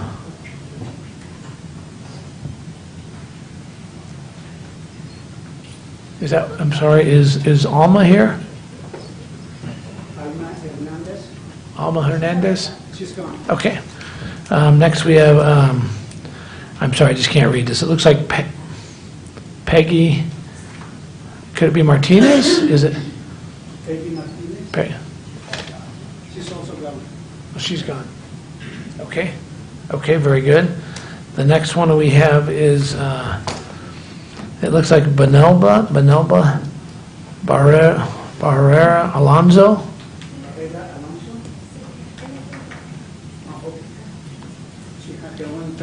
Okay, perfect. Very good. Did I say that right? Is it Benelba? That's me. Benelba, very good. Benelba. Say it again. Benelba. Benelba. Benelba. Okay, very good. How are you this evening? I'm fine. Good. Oh, bien, gracias. Ok, buenas noches a todos, a mis compañeros. Ok, estoy aquí porque yo soy trabajadora de In-Home Support Service y como dijo aquí mi compañera, necesitamos más ayuda monetaria porque lo que nos pagan es muy poco. Okay, so I'm just going to say what she just said right now. Her name is Vanelva, and she's asking for economic help. She knows that there's a lot of expenses that run through her household. Tengo 26 años cuidando a mi propio hijo. She has 26 years taking care of her son. Hago trabajos que una enfermera debe de hacer y pues por bajo precio no importa porque es mi propio hijo, pero sí necesitamos ayuda monetaria porque voy a San Francisco, voy a San José, a toda la bahía con él, a terapias. Yo le hago mi propia terapia. She's been taking care of her son for 26 years. He was shot in his back, and he has he's bedridden. She travels with him all over, and all of those traveling expenses are on her. Pues necesito el aumento porque de mi propio dinero tengo que poner gasolina, comer. She uses her own money, out-of-pocket cost, for her car, her gas, expenses. Pues todo subió y Everything no, is no expensive. me alcanza. Everything is expensive, and she cannot stretch it anymore. Creo que mis compañeros están de acuerdo con eso porque todo subió y nada no nos ajusta lo que ganamos. She says everything has gone up, food, mortgage, anything you can say as a basic living expenses, and she says she cannot find her way out no more. Yeah. So les quiero dar las gracias y que pues tomen en cuenta esto que estamos pidiendo todos los que estamos aquí. She says they're not asking for much. They're asking for very little, but it might help for now. And thank you very much. Good night. Okay. Good as much as can. Thank you. Okay, next up, Lori Norwood. Lori Norwood. Yeah. And after Lori, it'll be Selena Norwood.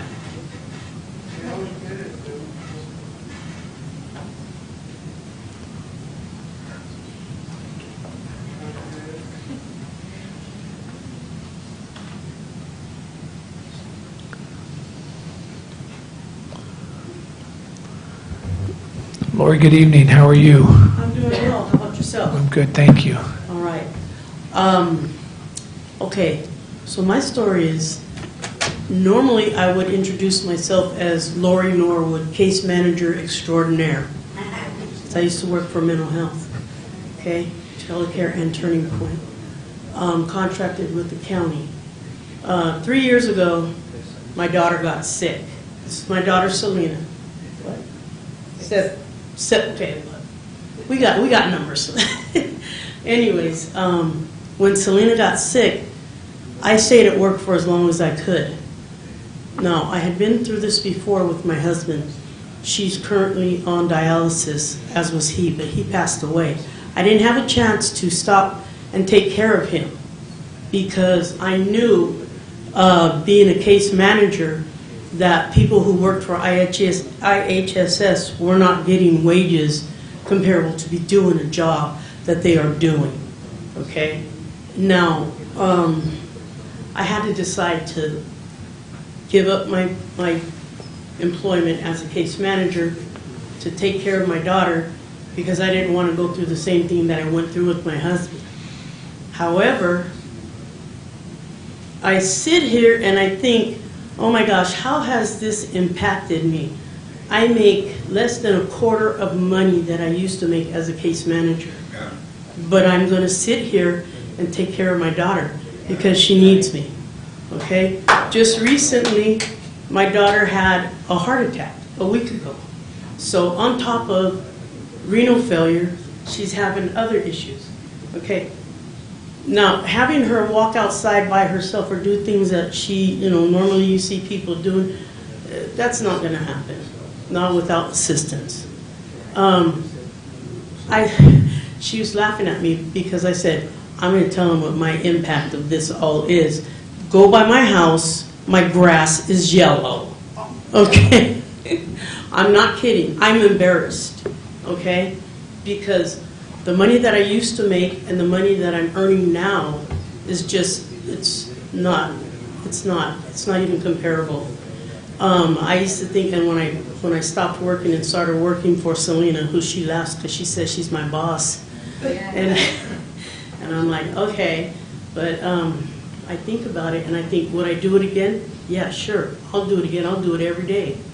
But the fact is that I know there's a lot of people out here that are doing, I always try to think about it, and it's like people are doing worse than I am. But I mean, considering that my wages are $1,100 a month, that's not. That's just ridiculous, okay? And like I said, if you guys want to drive by my house, Mr. Withrow, I'm in your district, Bettina Avenue, where that brand-new overpass is. My grass is yellow because I can't afford to water like I used to. And I'm ashamed of that because I am a homeowner, okay? So, yes, there's a lot of physical health issues that everybody's going through. And as a case manager, I could tell you, there's nowhere to put people, or why would you want to if you could take care of them yourself?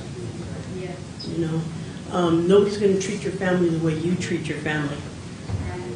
And yeah, that's all I have to say. Thanks, Lord. Okay. Selena? Hi, I'm Selena, and I am Lori's daughter. And as she pointed out, I am on dialysis, and I did have a heart attack a week ago. And everybody can say, oh my gosh, you have all these issues, you're so young. Yes, it's because I was pregnant. My kidneys gave out, and they had to deliver my daughter 3 months early. She was premature. I was fighting for my life in the hospital, and so was she. And if my mom hadn't been there, I don't think I would have been alive. My daughter wouldn't have been alive. So everything that they are fighting for, me being the person that is getting their help, is worth it. They're only asking for $2 when they deserve so much more. They really do, because it's like, I want you guys to close your eyes and imagine your daughter, your son, all of a sudden having a tragedy, you having to give up your job where you're sitting comfortable making whatever you're making, and then having to go down to $1,100 a month and see if that'll get you through. This cost of living keeps on going up, but yet their wages are staying the same. How? Why? The county has money to pay buses, but you guys can't give any money to the caregivers? That is not okay. Now, you guys are our elected people, okay? Just like the gentleman said, we put you in, we can take you out. So I advise you guys to seriously take a look at what they are asking for. What are they asking? They're asking for $2. Maybe more, I don't know. So me being me being this way, I never intended it to happen. Amen. I never wanted to be on dialysis because I saw my dad. I never wanted to have this scar right here. I never wanted to come home from dialysis and be so tired that I couldn't do anything and have to have my mom help me. I never wanted to have a heart attack at the age of 38 and have my mom have to sit there and take care of me and watch me when she has a life to live of her own. But she does, because she loves me. And you guys can just help. They need help. We need cost of living help. California is one of the most expensive states to live in, and yet they're barely making it. I know that the rent is up and it's sky high, and I know that these caregivers have to decide on, do I pay my rent this month and my bills this month, or do I eat this month? It is not okay, and they need this. So please take a serious look at what they're bringing to the table, because it's worth it. they're worth it. Everybody is worth it. Thank you. Good. Thank you, Lori and Selena. Next up, we have Margarita Ortega. Margarita Ortega. And following Margarita, it'll be Sebastian Jones. Margarita, how are you? Good. I'm good, thank you very much.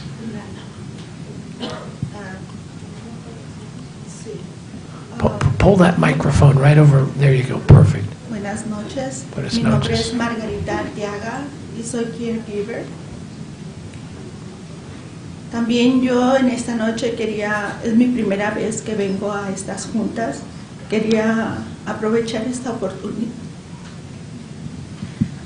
Her name is Margarita Ortega.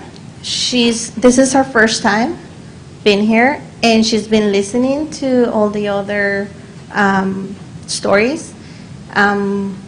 She's also happy to be here because she would like to say something. Sí. Quisiera que, perdón, no tengo nada escrito, pero hablar con mi corazón. Yo soy caregiver, yo con el impacto de coronavirus afectó mucho mi hogar. Ahora tengo que trabajar de 7 a 7 de la noche. During the time of COVID, she was really affected by it. Now she has to work from 7 in the morning to 7 p.m. Tengo un niño de 9 años que no lo puedo ver por causa de mi trabajo. Si yo no trabajara hasta las 7 de la noche, que podrían ser 12 a 14 horas, yo no pudiera solventar el pago de todos los gastos que debería de ser para mi familia. Because of this, I have to work 12 to 14 hours a day. I wouldn't be able to survive if I do not do so. Con lo del coronavirus, a mi esposo se quedó sin trabajo. Entonces, nos afectó mucho, nos quedamos sin hogar. Because of COVID, my husband lost his job, and they end up losing their house. Estoy compartiendo un hogar por 3 años con una amiga. She's been 3 years with a friend of hers. Yo le ayudo con $800, más aparte con lo que yo gano al mes, que tengo que trabajar mucho, no me alcanza para yo poder juntar dinero y poder rentar. Todo está caro. Los huevos, lo más básicos, están carísimos. She pays $800 a month living in a garage of her friends. Y no alcanza el dinero que yo gano trabajando todas las horas que permiten. Even though I get all these hours, the income, it's not enough. Not to get my own apartment or my own place. Necesitamos más dinero. Yo he tomado la decisión, tengo mis piernas con varices y he ido a tratamientos y me han inyectado, me cortan y tomo la decisión de soportar el dolor para no tomar un medicamento fuerte porque necesito trabajar para alimentar a mi familia. She also has medical problems, and that's on her feet. But there's no way she can just stop working. She needs to keep working. El doctor dice que puedo tomarme unas semanas de vacaciones por el dolor de mis varices, pero no hay choice, no hay manera. She says she finds no choice. She has to work, and it's all on her shoulders, her family, everything is on hers. Así es. Yo les ruego, ¿verdad? Me ha afectado mucho escuchar a todos los compañeros que trabajan en este trabajo. Rogamos y suplicamos, ¿verdad? Un poco más de dinero para ayudarnos. Antes sabemos que es un lujo comer carne, ahora es un lujo comer huevos. She says we shouldn't be here begging, begging for a little bit of money, especially when you want to eat. Right now, you just don't think about eating something like me. You're just thinking about eating something like eggs.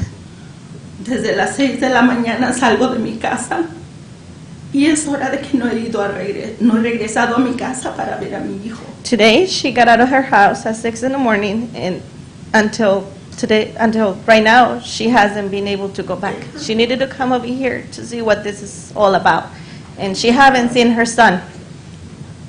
Hay dolor en el cuerpo, hay cansancio porque soy humano. Tengo 50 años con muchas enfermedades, dolor, pero tengo que ser fuerte porque soy el pilar de mi casa. She says she's 50 years old to have all these medical problems, and she feels like she's the only one that can push her family forward.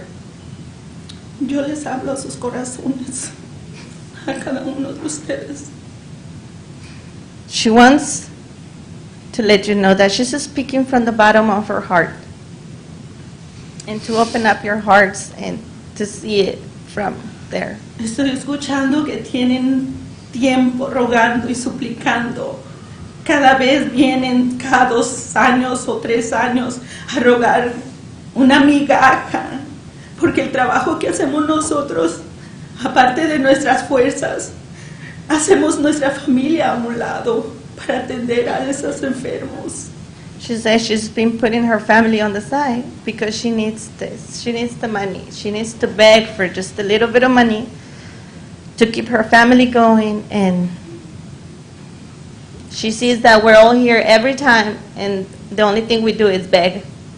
Y los vemos como familia, porque en sí, como dijo un señor, a veces trabajamos 1, 2 horas gratis. A veces nos encontramos con personas que no tienen recursos porque ya son adultos y no les alcanza para alimentarse.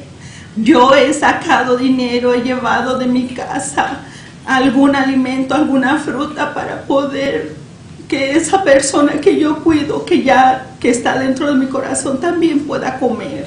She's also had provide from her own food, from her own anything that she can help with her recipient, because the recipient is going through the same thing. They just live in a minimum basic living wage. Yo les suplico, por favor, miren su corazón. Hay muchas personas que necesitamos esta ayuda y alegrarían muchos hogares. Esa mesa se alegrarían muchas personas al sentarse a comer un alimento más justo. She's just begging for a little bit. She says it's not a lot, it's just food for her table. Muchas gracias. Thank you. Y que pasen Thank buenas you. noches. Thank you, Margarita. Okay, next up, we have Sebastian. It's hard to say yours, but you said let's Sarah. I think I heard you say Sarah Johnson. Sarah Johnson, and then Sebastian after that.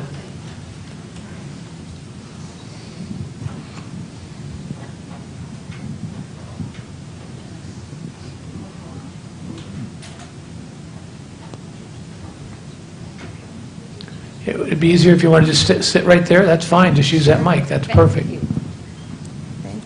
Well, my name is Sarah Johnson. Okay. And Sarah, put that mic up really close to your face. Should I take my mask down? Yeah, that's great. Okay. Now I'm at a loss for words, but one thing that I do want to say is, or I need to ask you a question. Why can't we give the child care workers, excuse me, the caregivers a cost of living raise? I've been in this condition for about 12 years. You know, it all started with a brain tumor. And from that, well, the brain tumor was the size of a lemon on the back of my brain stem. So, I'm telling you my story.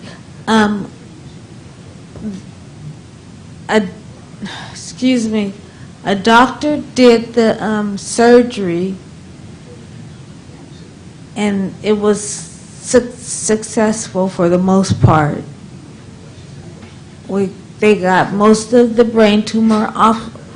I had to go to Arizona and see a specialist, and they got that brain tumor taken off for the most part. Now I still have somewhat of a problem. Everything seems to be slower, you know. Considering my brain tumor surgery here in Modesto by a doctor, she did an excellent job, but after the brain tumor, 9 days later, I was home, and that's why I say she did a good job, because she cut it out, and they booted me out of the hospital.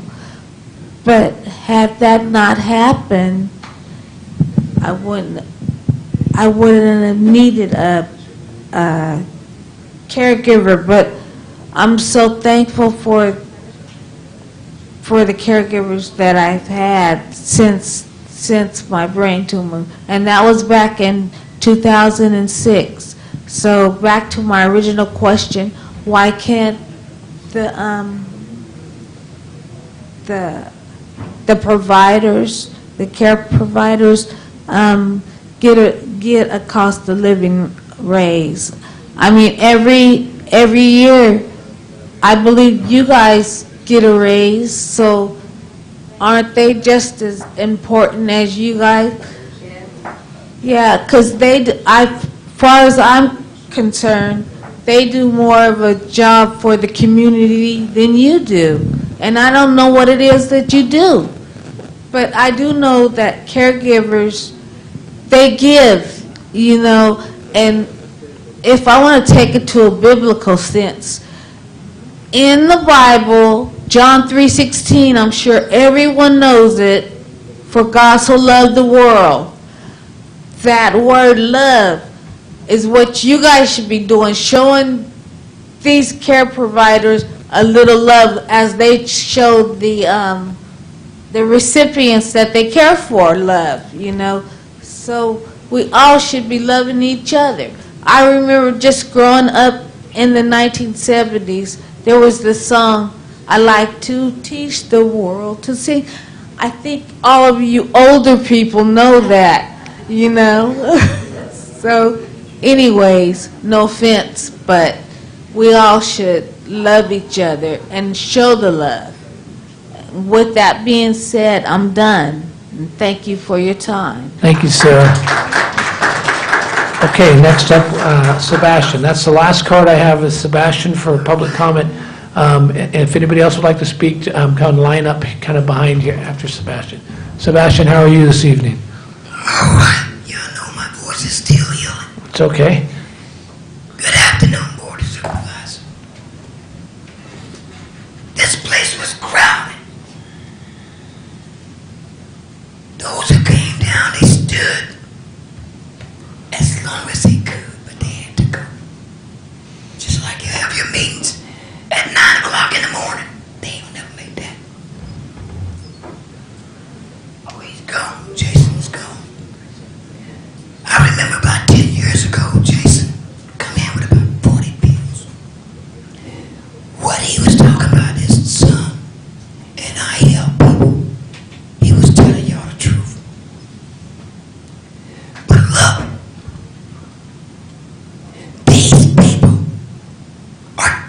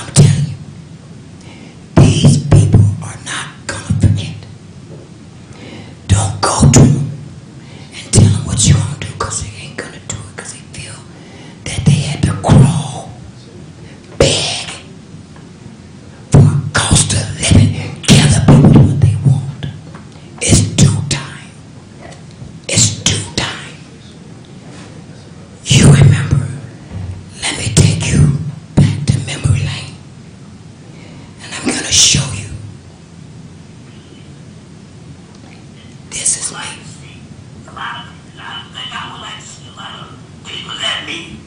I think I want some happy and lovely people. These people are here trying to get their raise. 5 years, come on, I'm a citizen, I'm paying some taxes, and I'm asking you to take whatever I'm spending on taxes, give it to them. Give it to them. We need these workers. I'm getting older, I'm going on 60. I may need some help from them. Now, I took it back in memory lane. Mr. Jones, Sebastian Jones, I've been fighting for the last 20 years. You guys should know me. Most of these people know me. This is what I do. I stand for justice. I stand for righteousness. Pity on you guys, and a shame on you guys. You got people coming down here in wheelchairs. Yes, I did invite them. Because I invited them to come down. I wanted some hospital beds up in here. Yes, I want to have some paramedics and just bringing people with hospital beds here to show you. Like that gentleman said, you won't go to anybody else. You won't. I guarantee you, you won't. But just imagine, since you won't go, just imagine what they do. I had one gentleman says, how many people work free? Golly. Lord Jesus, they owe me some money now. Let me tell you something. Just yesterday, I took my patient to the doctor. But guess what? He wants to ride around and look at the city. I'm campaigning. Guess what? Out of the goodness of my heart, 2 hours later, I'm taking him everywhere. I don't get paid for that. But I did it from my heart. Just like these people. It's time. Board of Supervisors, Jerry. Manning Graywall. Come on. Stevie, come on. Janice, come on. Let's put a stop to this. I asked for 4%, and they won't bother you for 5 years. Let's stop this. Do you know you're putting embarrassing on yourself? You don't feel it, you don't see it, then shame on you. Let's put a stop to this. And let's move on to something else that's been going on. Well, I got to stop. But I've been fighting for 3 years on the same issue. Have mercy on you. I'm done. Thanks, Sebastian. Come on down. Good evening, how are you? Good. Della Perellis here again, trying to find a sliver of humanity in this board. We show up weekly to demand a decent living pay raise. Providers step up to the mic and cry because it's very personal and emotional to be discussing our work. And that hasn't sparked any empathy in this board. So I will try to attempt to see if if any of you can be shamed into putting a stop to this nonsense of a 75-cent pay raise, which is an insult. The money is there due to the growing need for providers. You just don't have the will to let it flow where it's needed. I don't like to read, but then I lose my train of thought. It's okay. And I forget where I'm at. So why don't you desire to be a leader and get ahead of the curve to show other counties that Stanislaus County cares for its community of providers and help them from becoming homeless, thus adding to the homeless issue that you are aware of is growing. And if that doesn't move the needle, this county's residents can only conclude that this board does not have empathy and is shameless. We all want the best police department. We all want the best fire department. We all want the best educational system. Why don't you want to have the best paid caregivers caring for your parents, your grandparents, your brothers, your sisters, your aunts and uncles? Or God forbid, a child born with disabilities, or an accident happens, a stroke, a heart attack. Why wouldn't you? Why wouldn't you? Or maybe when your loved one starts to diminish, you just warehouse them because you don't care. I don't know. Many of the providers have learned without degrees to be respiratory therapists, physical therapists, nurses dispensing medication, and still we get no respect. Once a year, the board acknowledges Black History Month, and then the black leaders come out and praise the board, and then you go behind closed doors and say, mission accomplished, we did what we were supposed to do. And once a year, you acknowledge Hispanic Heritage Month, and then the Hispanic community comes up here and praises the board. Once again, you go behind closed doors and say, mission accomplished. We did what we were expected to do. The majority of the providers here are women and people of color. You could do a little more than just acknowledging us once each year. Many of us struggle to communicate our feelings because we are not public speakers. It's not what we do. But what we do know is you put your pants on one leg at a time, just like us. And you're going to get old and older, just like us. And one day you may need a caregiver, just like us. Whenever we settle this contract, we will have lost at least, at the rate it's going, half a year of wage increase because we do not get retro. It would be very interesting to see you negotiate that one with the police union, the fire department union, teachers union, county workers union. Yeah, like that would be an acceptable thing. But we are dealt with like stepchildren. I think it's time to stop this negotiation and give us a living wage. Yes. We are needing it. Everybody else in the world is getting a raise. I don't understand what the holdup here is. Oh, timed that one right. Thank you. Okay, thank you, Della. Anybody else? No more speaker cards. Miguel, you want to come up?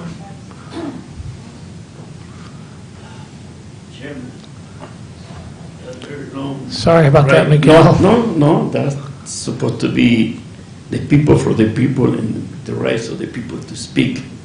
Mr. Chairman, I want to agree with whatever the persons of the union requesting, and I hope that you can be a good deal to support the workers.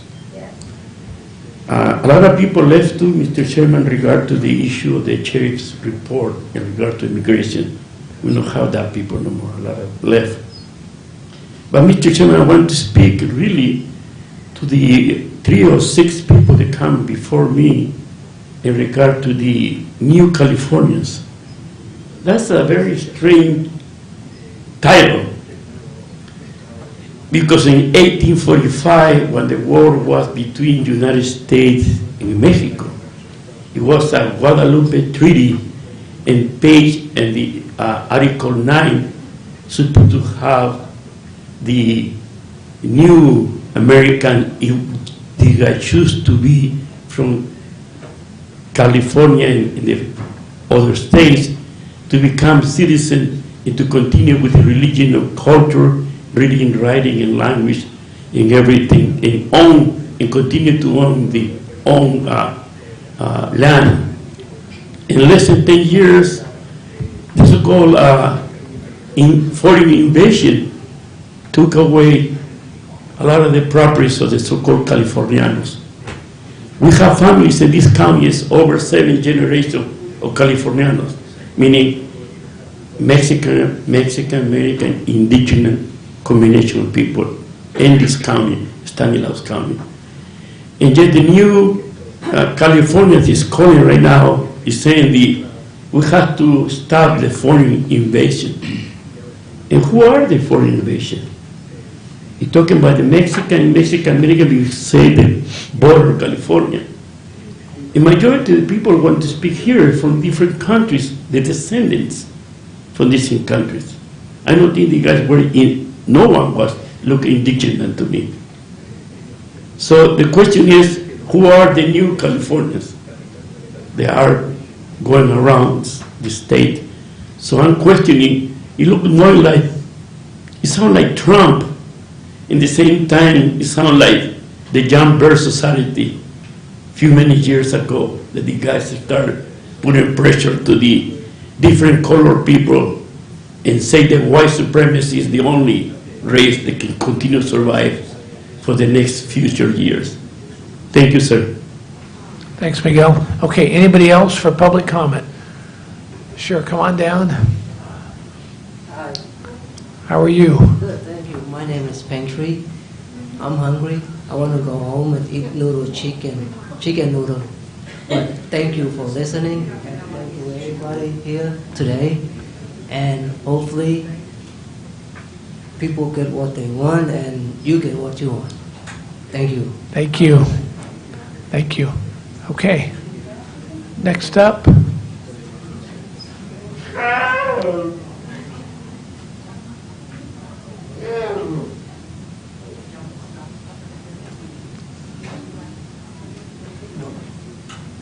She's the caregiver for her husband and her son.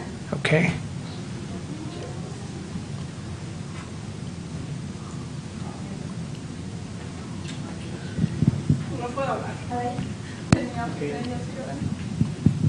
Well, she said it's really hard to speak, but she was telling me right behind that this is her husband, and he worked Only until 50 años. he worked 50 years in the farms. ¿Y ustedes saben cuánto le dan de pensión? ¿Cuál es su nombre? Anatolio Garzón. ¿Cómo se llama? Anatolio Gaitán is his name. ¿Ustedes saben cuánto le dan de pensión a él? He gets SSI. No es la pensión. SSA. No, 935. He only gets 930 monthly Trabajando after 50 years of work. 55 horas por semana. And he used to work 55 hours a week straight. Y no nomás tenemos él, tenemos 4 hijos con él, son 4. She has 4 kids and he's the second. Ustedes pueden ver lo difícil que ha sido la vida teniendo un hijo de 41 años incapacitado. He's 42 years old, and you guys can't even imagine how hard life it's been. Tengo una hija, mi hija se fue al Army porque quería estudiar. She has a daughter, and she joined the army. Y ya sacó su carrera, está trabajando en el gobierno federal. Tengo otro hijo que es mayor que él, tiene 46 años, también tuvo que ir al Army para sacar su carrera. She also has another son, 46-year-old, who joined the Army, and they couldn't provide for them to go to school, so they decided that they needed to go to the Army in order for them to keep going for a career. Yo perdí oportunidades de tener un trabajo donde podía ya estar pensionada. No She says she lost the opportunity of having a job where she could be retired by now, and she just couldn't. No lo acepté porque un día me dijo una señora del condado en Merced, porque fuimos a un meeting, que por qué no me ponía a trabajar, como que yo no trabajaba. She was also told by a social worker on Merced County that why she couldn't just go to work. Y tengo otro hijo, ese está en poco porque él no se pudo ir a otro lugar para sacar su carrera, porque se va a recibir de maestro, pero va en poco porque él tiene que trabajar y tiene que estudiar. ¿Pueden mirar ustedes tan difícil para uno, con un hijo incapacitado, tener una familia? Todos queremos que nuestros hijos tengan un futuro, todos. She says she wanted her kids to have all a future, all of them to be independent, all of them to have a career. And this is what she's been through. Él quiere hacer cosas, porque yo todo el tiempo digo, él sabe todo, pero no puede hacer nada. She says she knows that her son knows everything, but he just can't do it. He just can't do nothing.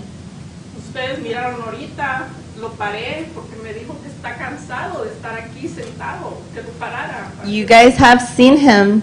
He was way out there, but you guys could see how she takes care of him. She tries to keep him calm and to stay seated, and that's really hard for her. Y tampoco no le gusta estar en la casa, le gusta andar en lugares, y así andamos en los lugares, lo siento, lo paro, lo hago. Todos queremos She's tener a una vida. 24/7 caregiver. Todos queremos una vida para la familia. Todos She says tenemos we all familia. want a life, we all want a family. No les estamos pidiendo algo que no sea justo. She says they're asking for something that she thinks is just right, Porque somos una familia trabajadora, todos somos una familia. because they're a working family. They have worked already, and they deserve it. Porque no nos estamos aprovechando de ningún sistema. Tengo 3 hijos y todos tienen un futuro. She wants all of her kids to have a future. They're also working on their careers. ¿Ustedes creen So que yo quería que mi hijo esté aquí? No, no quiero, me duele. she wouldn't No even, puedo hablar.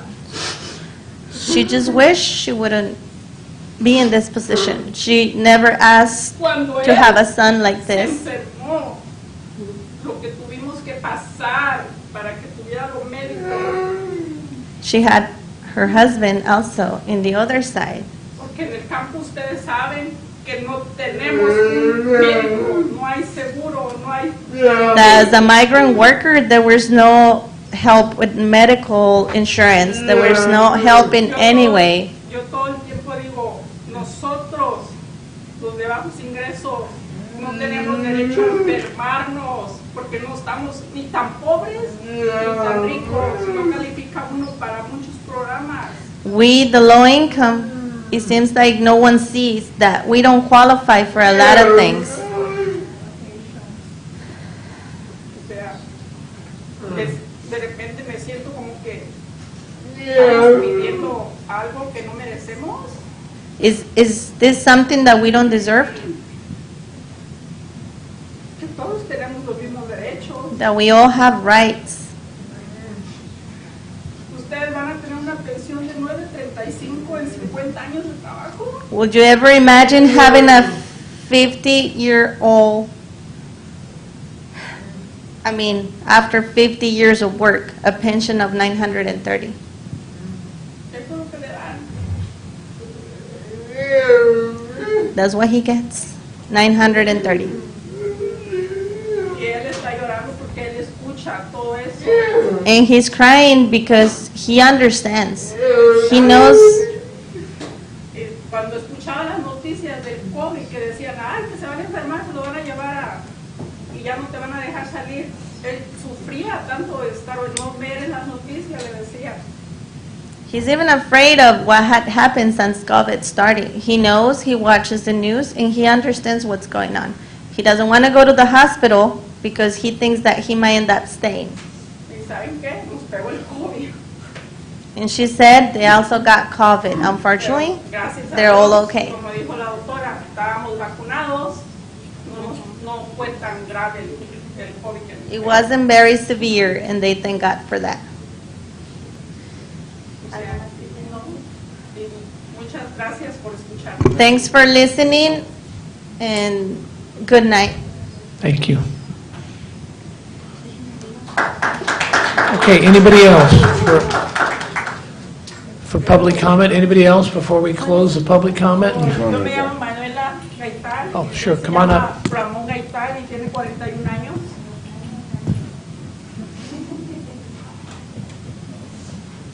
Gracias.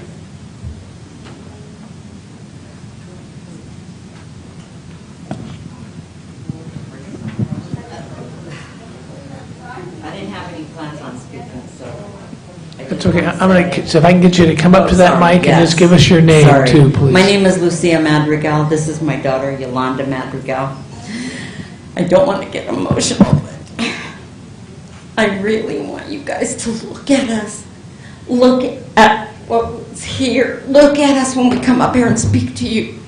Feel our pain, what we go through every day, 24/7, a day. This is my daughter. My daughter was in healthcare.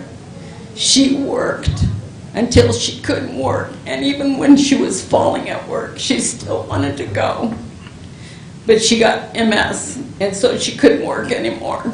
So she had to stay home.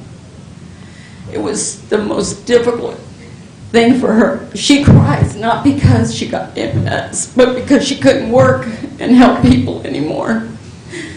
She convinced me to go in medical, and I did, and she was behind me, study.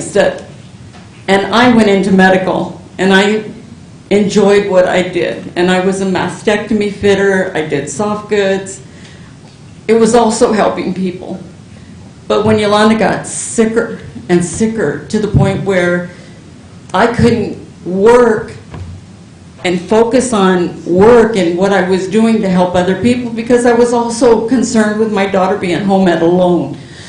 I had to leave my job, good paying job, but I had to leave so I can take care of her.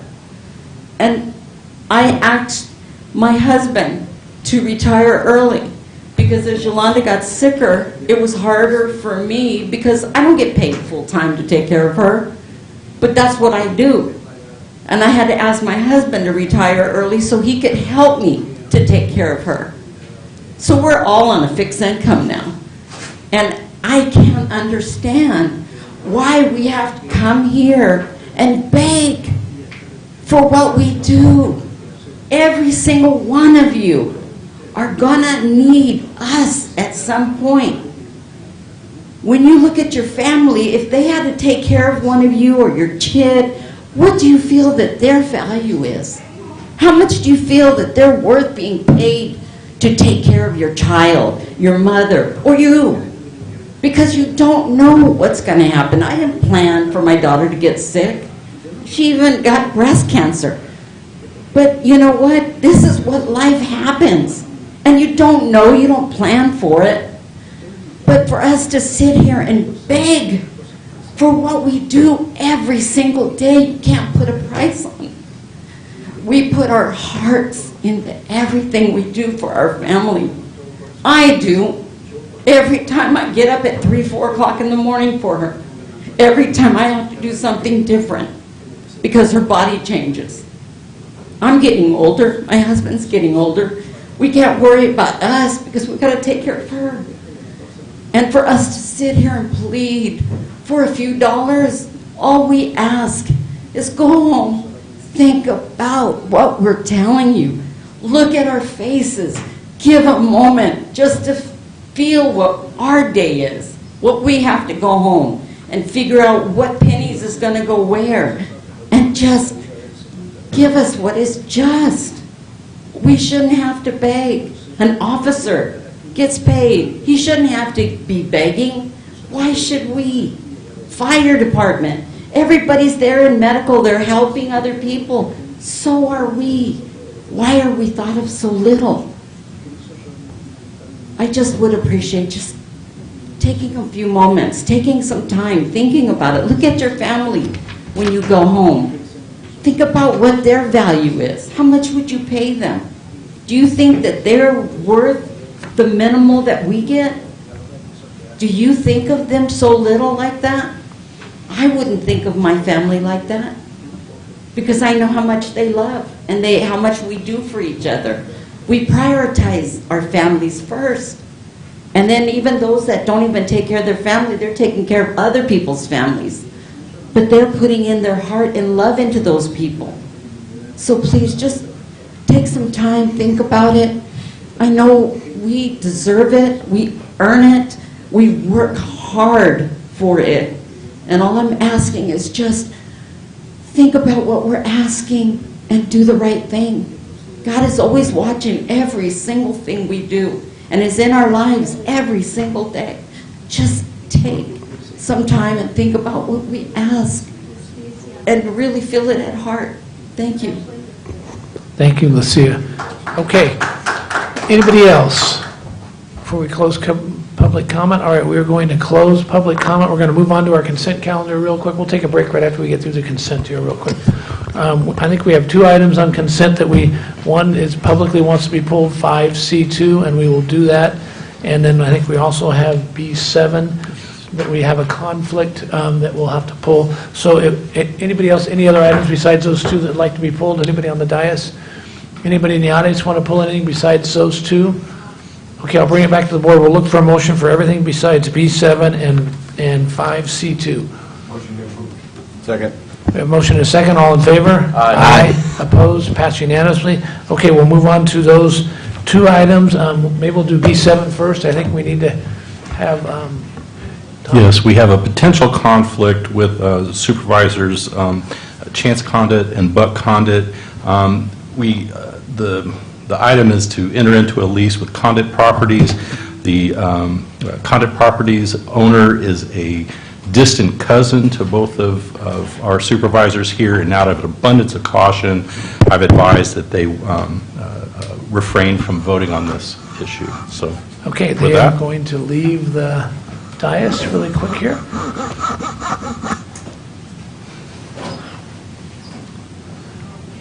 Okay, and then we will... Motion to approve item B7.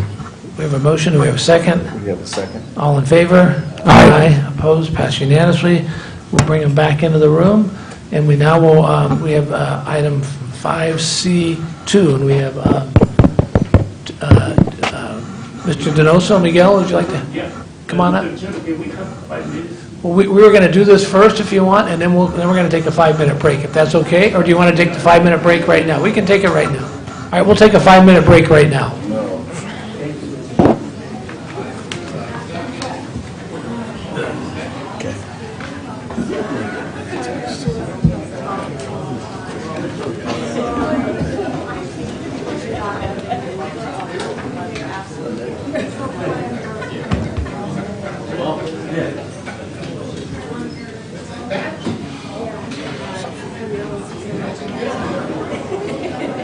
Hi, Stacy.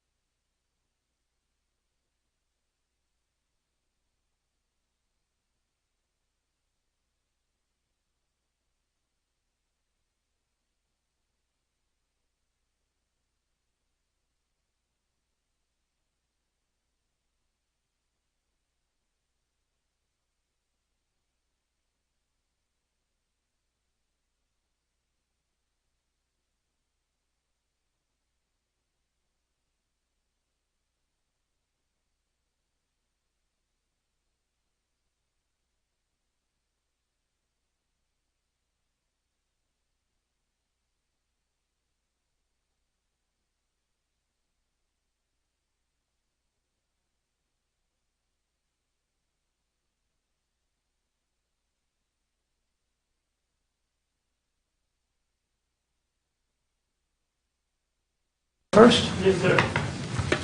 Okay. Thank you all for staying here so late. I apologize. I know, sir. I'm looking for french fries and buena taquito burrito.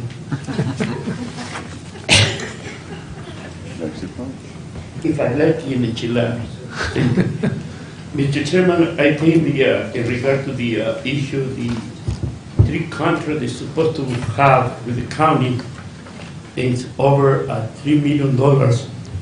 One of my first question is, under that contract, they're going to hire minorities or people that are going to work to do the, whatever the guy's supposed to do, this engineering firm and whoever going to work for that, because that's federal funding. And the second issue is in regard to Mr. David Lemon, question to him in regard to the issue of the plans, the construction, and the contracts, or maybe a program in regard to the homeowners installation of the sewers and drainage system. Many in this package, these engineers or whoever going to do the study, you're going to find out that many families don't have the connections in different areas. So I wonder what kind of plan that Mr. David Littleman have in regard with these contract agencies. They're going to do the contract in regard and to do what they're supposed to do. Specific, because I know this supposed to be 300 pages each contract, so very few people can have the knowledge or can read it, because a lot of issues there of under the contract. But the timetable is not be very clear, because one say that we're going to start in October 22 to do that, and then move to the 24, and then move to the 26, and then move to the 2027. So the question is, what kind of timetable this program is going to have? What kind of timetable are we going to continue? Because the other one said it's going to finish the money from APRA going to be to the 2026. And then the other one said you're going to continue contract to the 2027. So the question is, what timetable we're talking about? And the last part is continue to ask Mr. David Lemon in regard to if the homeowners don't have the money as part of that APRA funds to continue with the installation of the drainage or sewer system, is going to have any program from any different money from the state or other monies that's supposed to be requested and to have these people to do that? Because the question is, after start doing the construction or the arrangements to do the sidewalk and system of drainage, it's going to pull out again the people that don't have the connection, are going to be before or after, or we have a program from the state or federal to help the homeowners to able to do that. And so I'm questioning that in regard to that program. At the same time, is to me, it's time for this county under the workforce development to prepare the future young people from 18 to 21, 24 to come out and work in this price, because it have to be almost 5 years. So we need workforce to be trained, these people to work in these constructions, and that way we can generate a good job and continue to train our people in regard to the working force in electrician, plumbing, or whatever the guys need to do that. And I hope that you guys put something in there under the contract when you guys start doing the job for the different, and working with the union in the apprenticeship program. Thank you, sir. Thanks, Miguel. And we'll get some answers for you here, too. I don't know, David, if you need to do that right now, but you can get together with Miguel and get him some answers on some of those questions. So we'll get you some answers on those. In writing? However you'd like them. I like in writing. Okay, we'll do that. You can make it without problem. Perfect, okay. Okay, next up, we have Nick Jensen. Nick, on the same item. Good evening, everyone. Nick Jensen from California Rural Legal Assistance. So yeah, same item regarding the professional services contracts for the ARPA project. First of all, just want to say again, encouraging step. It's great to see that the county is continuing to try to get this show on the road. Finally, to get equity for a lot of these communities that have been wanting these infrastructure improvements for so many decades. So that's great. Really happy to see that happening. The main thing I wanted to come and ask about tonight is I was hoping to get a clarification regarding something that gets called, in the agenda item, gets called a priority list. And it lists all the projects in an order for the different districts. And in previous conversations and in previous meetings, staff has indicated that these projects will all begin at once. And I guess the agenda item seemed a little bit ambiguous on that. It seemed to indicate that there might, in fact, be an order. And so I guess I just wanted to get a clarification on whether there is actually a prioritization list, and if so, what that prioritization list is, or whether all the projects will actually begin at once. And secondly, if the projects are not going to all start at the same time, we wanted to remind the board that there are some existing documents that should be used to inform any prioritization decisions regarding the order in which projects will be begun, if there is an order. And those documents would be, for one, the Urban Pockets Report that was prepared by the Public Works Department, under which Districts 4 and 5 should receive priority, judging by the scores that those communities received. Okay. Number 2 would be the CCCI settlement, under which the county still has ongoing obligations to use its best efforts to provide infrastructure improvements in the plaintiff communities, which in this case include Park Lawn, Bret Harte, and Rouse, Colorado. And finally, the ARPA outreach report, which indicated pretty clearly that Park Lawn came out in greater numbers than any other community and is primed and very ready to receive the ARPA funds. So all that to say, if there is a prioritization, those documents should be taken into account. But if all the projects will begin at once, that's fine. I guess that's the clarification that I was hoping for. Okay, Nick, CEO Hayes is going to respond to you here. Yeah, I would like to make a clarifying statement on any of this matter. Our direction to the team at Public Works, and they've been very gracious in trying to understand the direction of this board, all 5 districts shall be worked on equally, okay? That does not mean that they will all start construction on the same day, because not all projects are similarly situated in terms of their current preparation and what work needs to be done in terms of design and all of the other process that goes into place prior to seeing construction. But all 5 districts will be worked on equally. When construction starts will vary based on the specific project that they're working on. Can I ask, sorry, just a brief follow-up? Could you say a little bit more about some of the factors that might go into construction starting at different times? Yeah, I'll be happy to answer that question for you offline. Thank you. Okay, very good. Thanks, Nick. Any other questions regarding item 5C2? Okay, seeing none, we'll bring it back to board. Look for a motion. Motion to approve.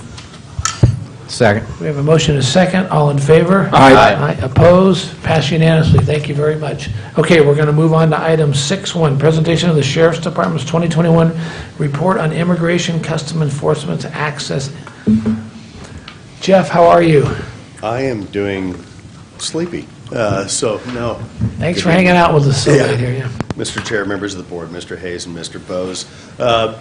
This is our Truth Act community presentation to the board. This is required by law, and this is I think the 4th time now that I've delivered this as the sheriff. And I believe everyone has received one of these previously, so you kind of understand the flow that we're going to have. So if you would, please, Brooke. So everyone who is arrested in Stanislaus County gets booked in the Stanislaus County Jail, regardless of whatever department or agency may be the arresting agency. If they're booked, they come to our jail. And virtually every interaction that we may have with ICE is as a result of an inmate who is taken into our custody. With that, when someone is booked, they are fingerprinted digitally, goes into the system, if you will, through DOJ. And if ICE wants someone, for whatever reasons that they may want them, which we're not really privy to, it's whatever violations of U.S. code they may be, they contact us. We do not contact them. We do not initiate any contact with ICE. Once they contact us, this flow chart that you see in front of you kind of kicks in. So the first thing that we do, if they say that they want, John Smith or whoever it is, we go through this flow chart and we determine if that individual has any prior convictions that meet the SB Senate Bill 54 criteria. Now, Senate Bill 54 spells out two lists, violent and serious crimes, and there are 42 on one, 30 on the other. I don't remember which they are off the top of my head. But with that, those two lists, if you merge them, there's 50 separate law violations that allow us to turn someone over to ICE for, again, some federal law violation. Those, murder, rape, robbery, they top both of those lists, so that's where you get the 50 law violations.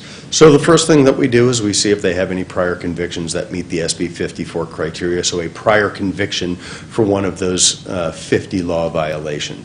If so, we can place a detainer on them, and I'll kind of come back to how we may release them to ICE subsequently. But we can place a detainer on them. Now, those individuals can still bail out for whatever charges they're in our custody for. And if they do, we do notify ICE that they have bailed out.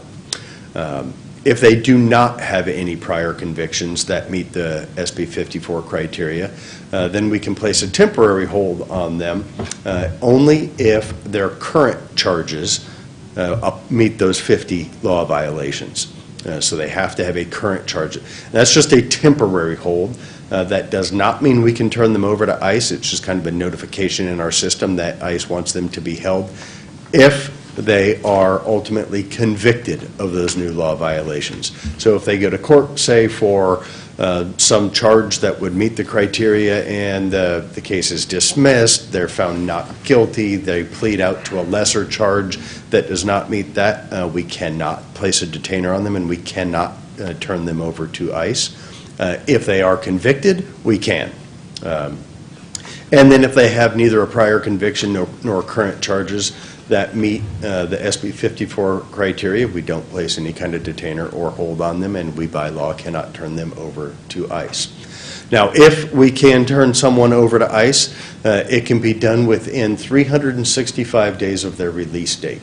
So if someone is sentenced to 2 years in county jail, they have a conviction and they have a 2-year sentence, they must serve their first year in county jail, and then within the last 365 days, ICE can come and pick them up.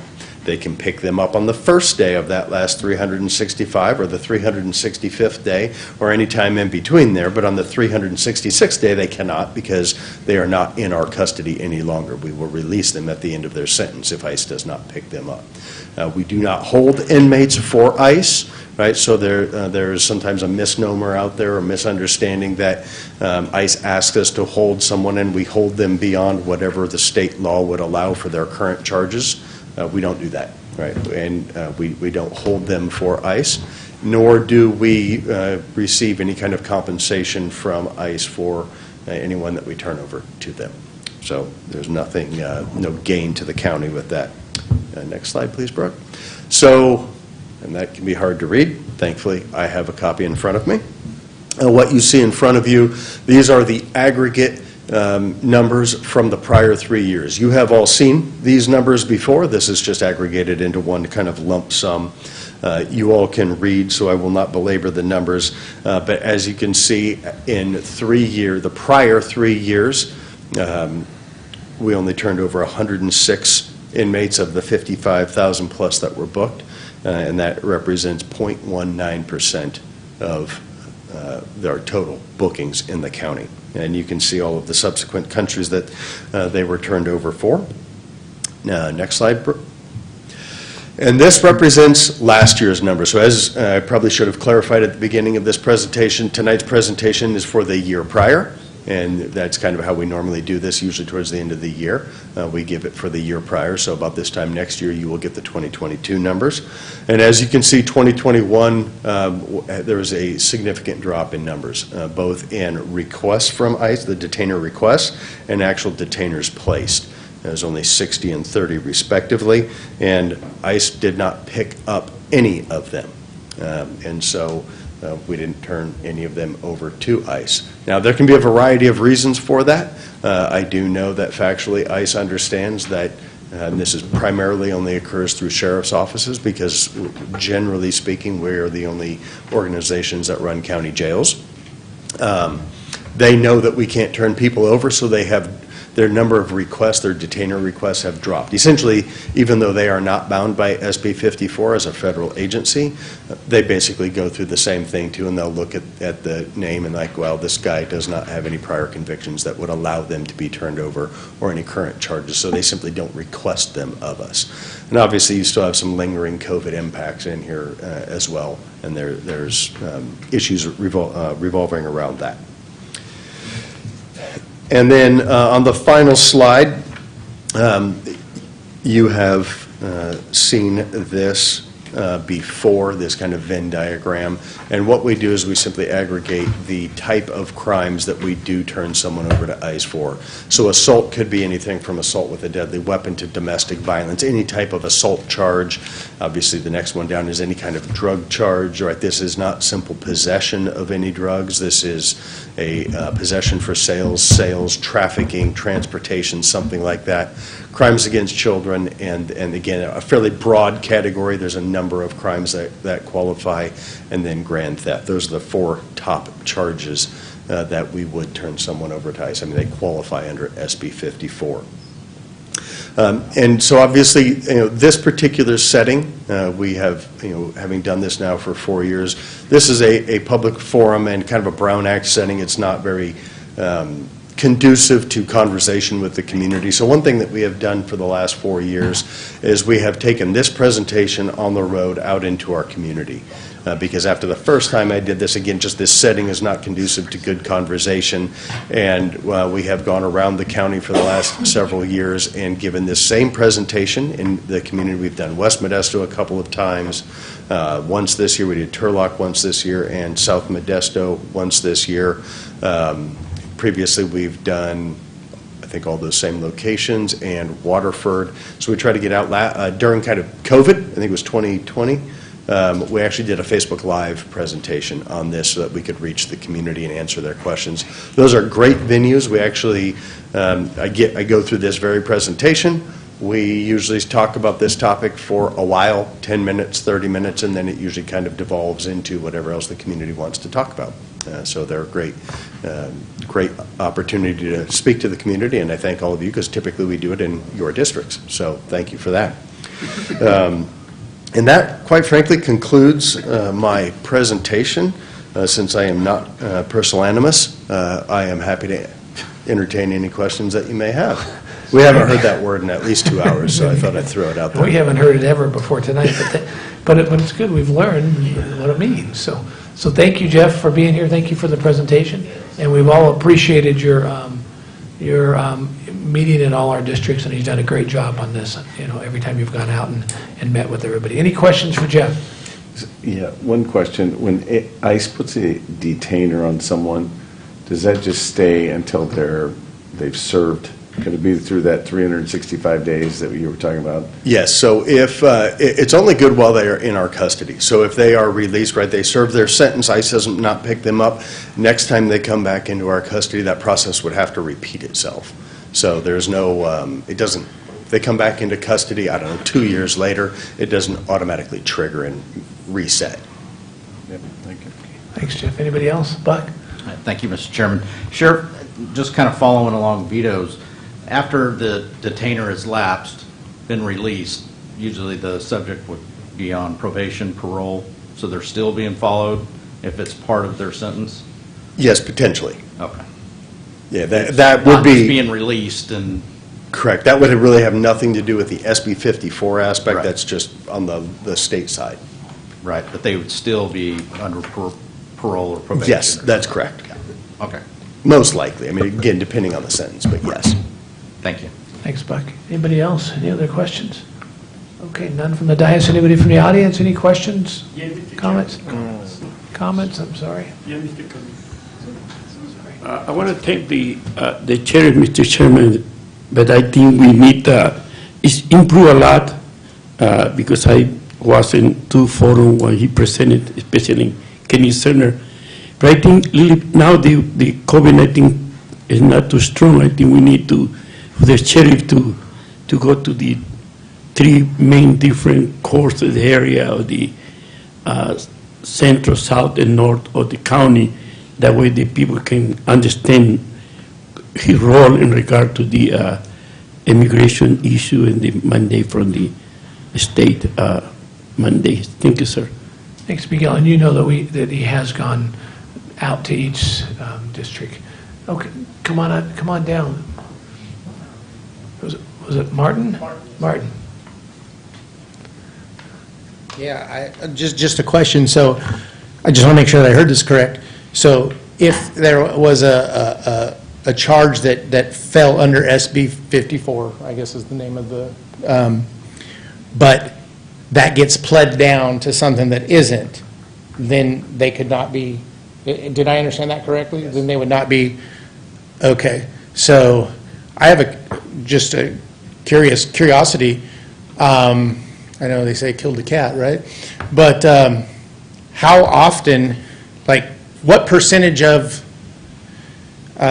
arrested, I'm not sure what terminology you use here, persons who are up for charges through the DAs, what percentage of cases does the DA plea bargain down to lower charges, just out of curiosity? We don't have that number here, but we can get it for you, Martin, for sure.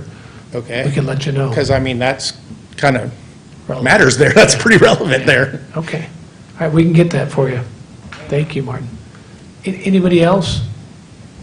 I think it's also important to recognize that the district attorney is an elected official. The sheriff's department makes the arrest, books people in, but it's up to the district attorney whether they plead that down or not. Yeah. Okay. Seeing no other questions, we'll bring it back to the board and look for a motion to accept the report. Motion to accept. Second. We have a motion and a second. All in favor? Aye. Aye. Opposed? Passed unanimously. Jeff, thanks very much. Thanks for staying so late. Sandy, thanks for staying so late. Sandy, yeah, more like it. Thank you. I was going to say, yeah, big date night. There you go. Okay, we're going to move on to our next item, and that is, I'm losing track, but I know that Tony is not here, so Kara is coming in. And this is regarding item 7.1, approval to rehire Dr. Teresa Raras. Yes. How are you, Kara? Thanks for waiting so late. I'm great. Thank you very much, Chairman Withrow, members of the board, Council Bowes, and CEO Hayes. My name is Kara Ingiano. I'm BHRS's Chief Fiscal and Administrative Officer. Our Behavioral Health Director, Tony Vartan, is at a behavioral conference this week and is unfortunately unavailable this evening. And so I have the pleasure of being in front of you tonight, and I know it's been a long evening, so I will try to be brief. A little bit over a month ago, we were here to request approval to rehire a psychiatrist prior to the 180-day sit-out period that's required under the Public Employees Pension Reform Act, otherwise known as PEPRA. And so we're back with you again tonight to request the approval to rehire another psychiatrist, and that's Dr. Teresa Raras. She retired on October 14th, so this past Saturday. The department's in the process of recruiting for some full-time psychiatrists to replace them. The recruitment was opened on August 3rd, and so far we've only had one applicant. So until those psychiatrists are hired, BHRS has a need to continue to provide mandated behavioral health treatment services to Stanislaus County residents who have a serious mental illness or serious emotional disturbance. We also have an obligation to perform several administrative review services in our quality services and utilization management divisions. Dr. Raras has over 30 years of experience in psychiatry. She was a full-time employee of BHRS for 18 years. She also served as the BHRS Assistant Medical Director from May of 2018 to March of 2022. Rehiring her prior to the 180-day sit-out period is necessary so that the department can continue to provide the mandated treatment and administrative services. She'll be compensated at a rate of $132.50 per hour for a maximum of 16 hours per week at an estimated cost of $110,000 per year. We have sufficient appropriations and estimated revenue available in our 2023 adopted budget There is no impact to county general fund. And that concludes my presentation. I'm available to answer any questions. Very good, Kara. Thank you very much. Any questions for Kara? Anybody from the audience, any questions or comments for Kara? Seeing none, we will bring it back to the board. Look for a Motion to approve. We have a motion. Second. We have a second. All in favor? Aye. Opposed? Passed unanimously. Kara, thank you very much. Thanks for staying so late. And thank everybody for staying so late. This was a long meeting, but it was great to hear everybody's input, and that's what it's all about. We appreciate everybody being here and all the comments that happened tonight. We'll move on to correspondence. This board has received the correspondence and claim as noted on the agenda. Acknowledge receipt of correspondence and refer as recommended on the agenda. Any Board of Supervisor reports? Yes. Supervisor Graywall. Mr. Chair, Supervisor Buck Condit and I had the privilege alongside with Assistant Executive Ruben Imperial to attend the San Joaquin Valley Regional Association of California Counties in Kings County in the town of Lemoore a couple weeks ago from the 28th to 30th. We got in on Wednesday, attended sessions all day on Thursday regarding infrastructure, financing, water, legislation, and just really got to learn the challenges that many other counties that are very similar to ours here in the valley, having issues with water, energy, the same types of issues with infrastructure and the challenges it is to get those projects across the finish line. But it was nice to see everybody giving each other good information on what works for them and what hasn't worked for them, so we can incorporate that into things that we are doing. And then the three of us went and toured the town of Lemoore, saw some exciting things there. There's a huge surf ranch in Lemoore, so we got to see that and other things. But overall, it was a great experience just to see similar counties having the similar wins or challenges that we are experiencing here in Stanislaus County. And the plus side is I got to hang out with Supervisor Condit, got to learn a little bit more about him. Very good. All right. Appreciate you guys going too, Thank you. because Thanks. it's been tough for us to get people to show up. I know Jim and I were in Harvest, and so it's just a tough time, so glad to have folks show up. Thank you, guys. It was a real good experience to learn all the different challenges that the counties up and down the valley are having. Although we may be different in some areas, the challenges that we're all facing are pretty much the same. So it was a great learning experience. Thank you guys for going. On behalf of the board, appreciate it. Chance. Just a quick report. We had a very successful movie in the park night in Keys on October 8th. We had approximately a little over 60 people in attendance, mainly family and children. We did show Hocus Pocus. I want to thank our Parks and Rec team, Tina Rocha, as well as my field representative, Russell Fowler. We look forward to our next movie in the park event that will be taking place in the community of Empire on November 5th, and we will be showing the movie Coco. Okay, very good. Thanks, Chance. And I just want to acknowledge in November 15th, California State Association of Counties is having their annual meeting in Southern California, and 1 to 5 of us will be attending. We haven't determined yet, but I always like to acknowledge that ahead of time. Very good. Thanks, Vito. Okay, that's it from reports. Thank you, guys. Our Legislative Fiscal Management Report, Chief Executive Officer Jody Hayes. Thank you, Chairman Withrow. And just a few items I wanted to make sure we mentioned. I wanted to call you to your attention that the State Department of Finance has released their revenues for the first quarter of this fiscal year, far below what they had expected in their budget, about $4.8 billion below. Last year, they ended the year with a $2.2 billion deficit on revenues per what their expectations were. What that ultimately means is that although the state has been working off of a surplus in revenue, per their own projections, they're down about $7 billion at this point. Just a key indicator that we should be paying attention to, that things are changing, at least at the state level. I also want to recognize something, and we heard this during public comment earlier today, that the governor did announce the end of the COVID-19 state of emergency for the end of February of 2023. Of course, you're all familiar that we have ended the local emergency some time ago, so we'll be taking a look to see what repercussions, if any, that has for us in terms of operations here in Stanislaus County. We're not tracking any significant issues or concerns related to that announcement. And then the last thing I wanted to just mention was that we do have our annual visit coming up with Shaw Yoder, our firm that assists us with all of our Sacramento advocacy, and they'll be here on December 7th helping us build our next year's legislative platform. Thank you. Very good. Thanks, Jody. I want to thank everybody for staying here tonight. Martin, thanks for hanging out with us this late. Zach, thank you for being here. I want to thank our deputy. Thank you for keeping us safe here. And this meeting is adjourned.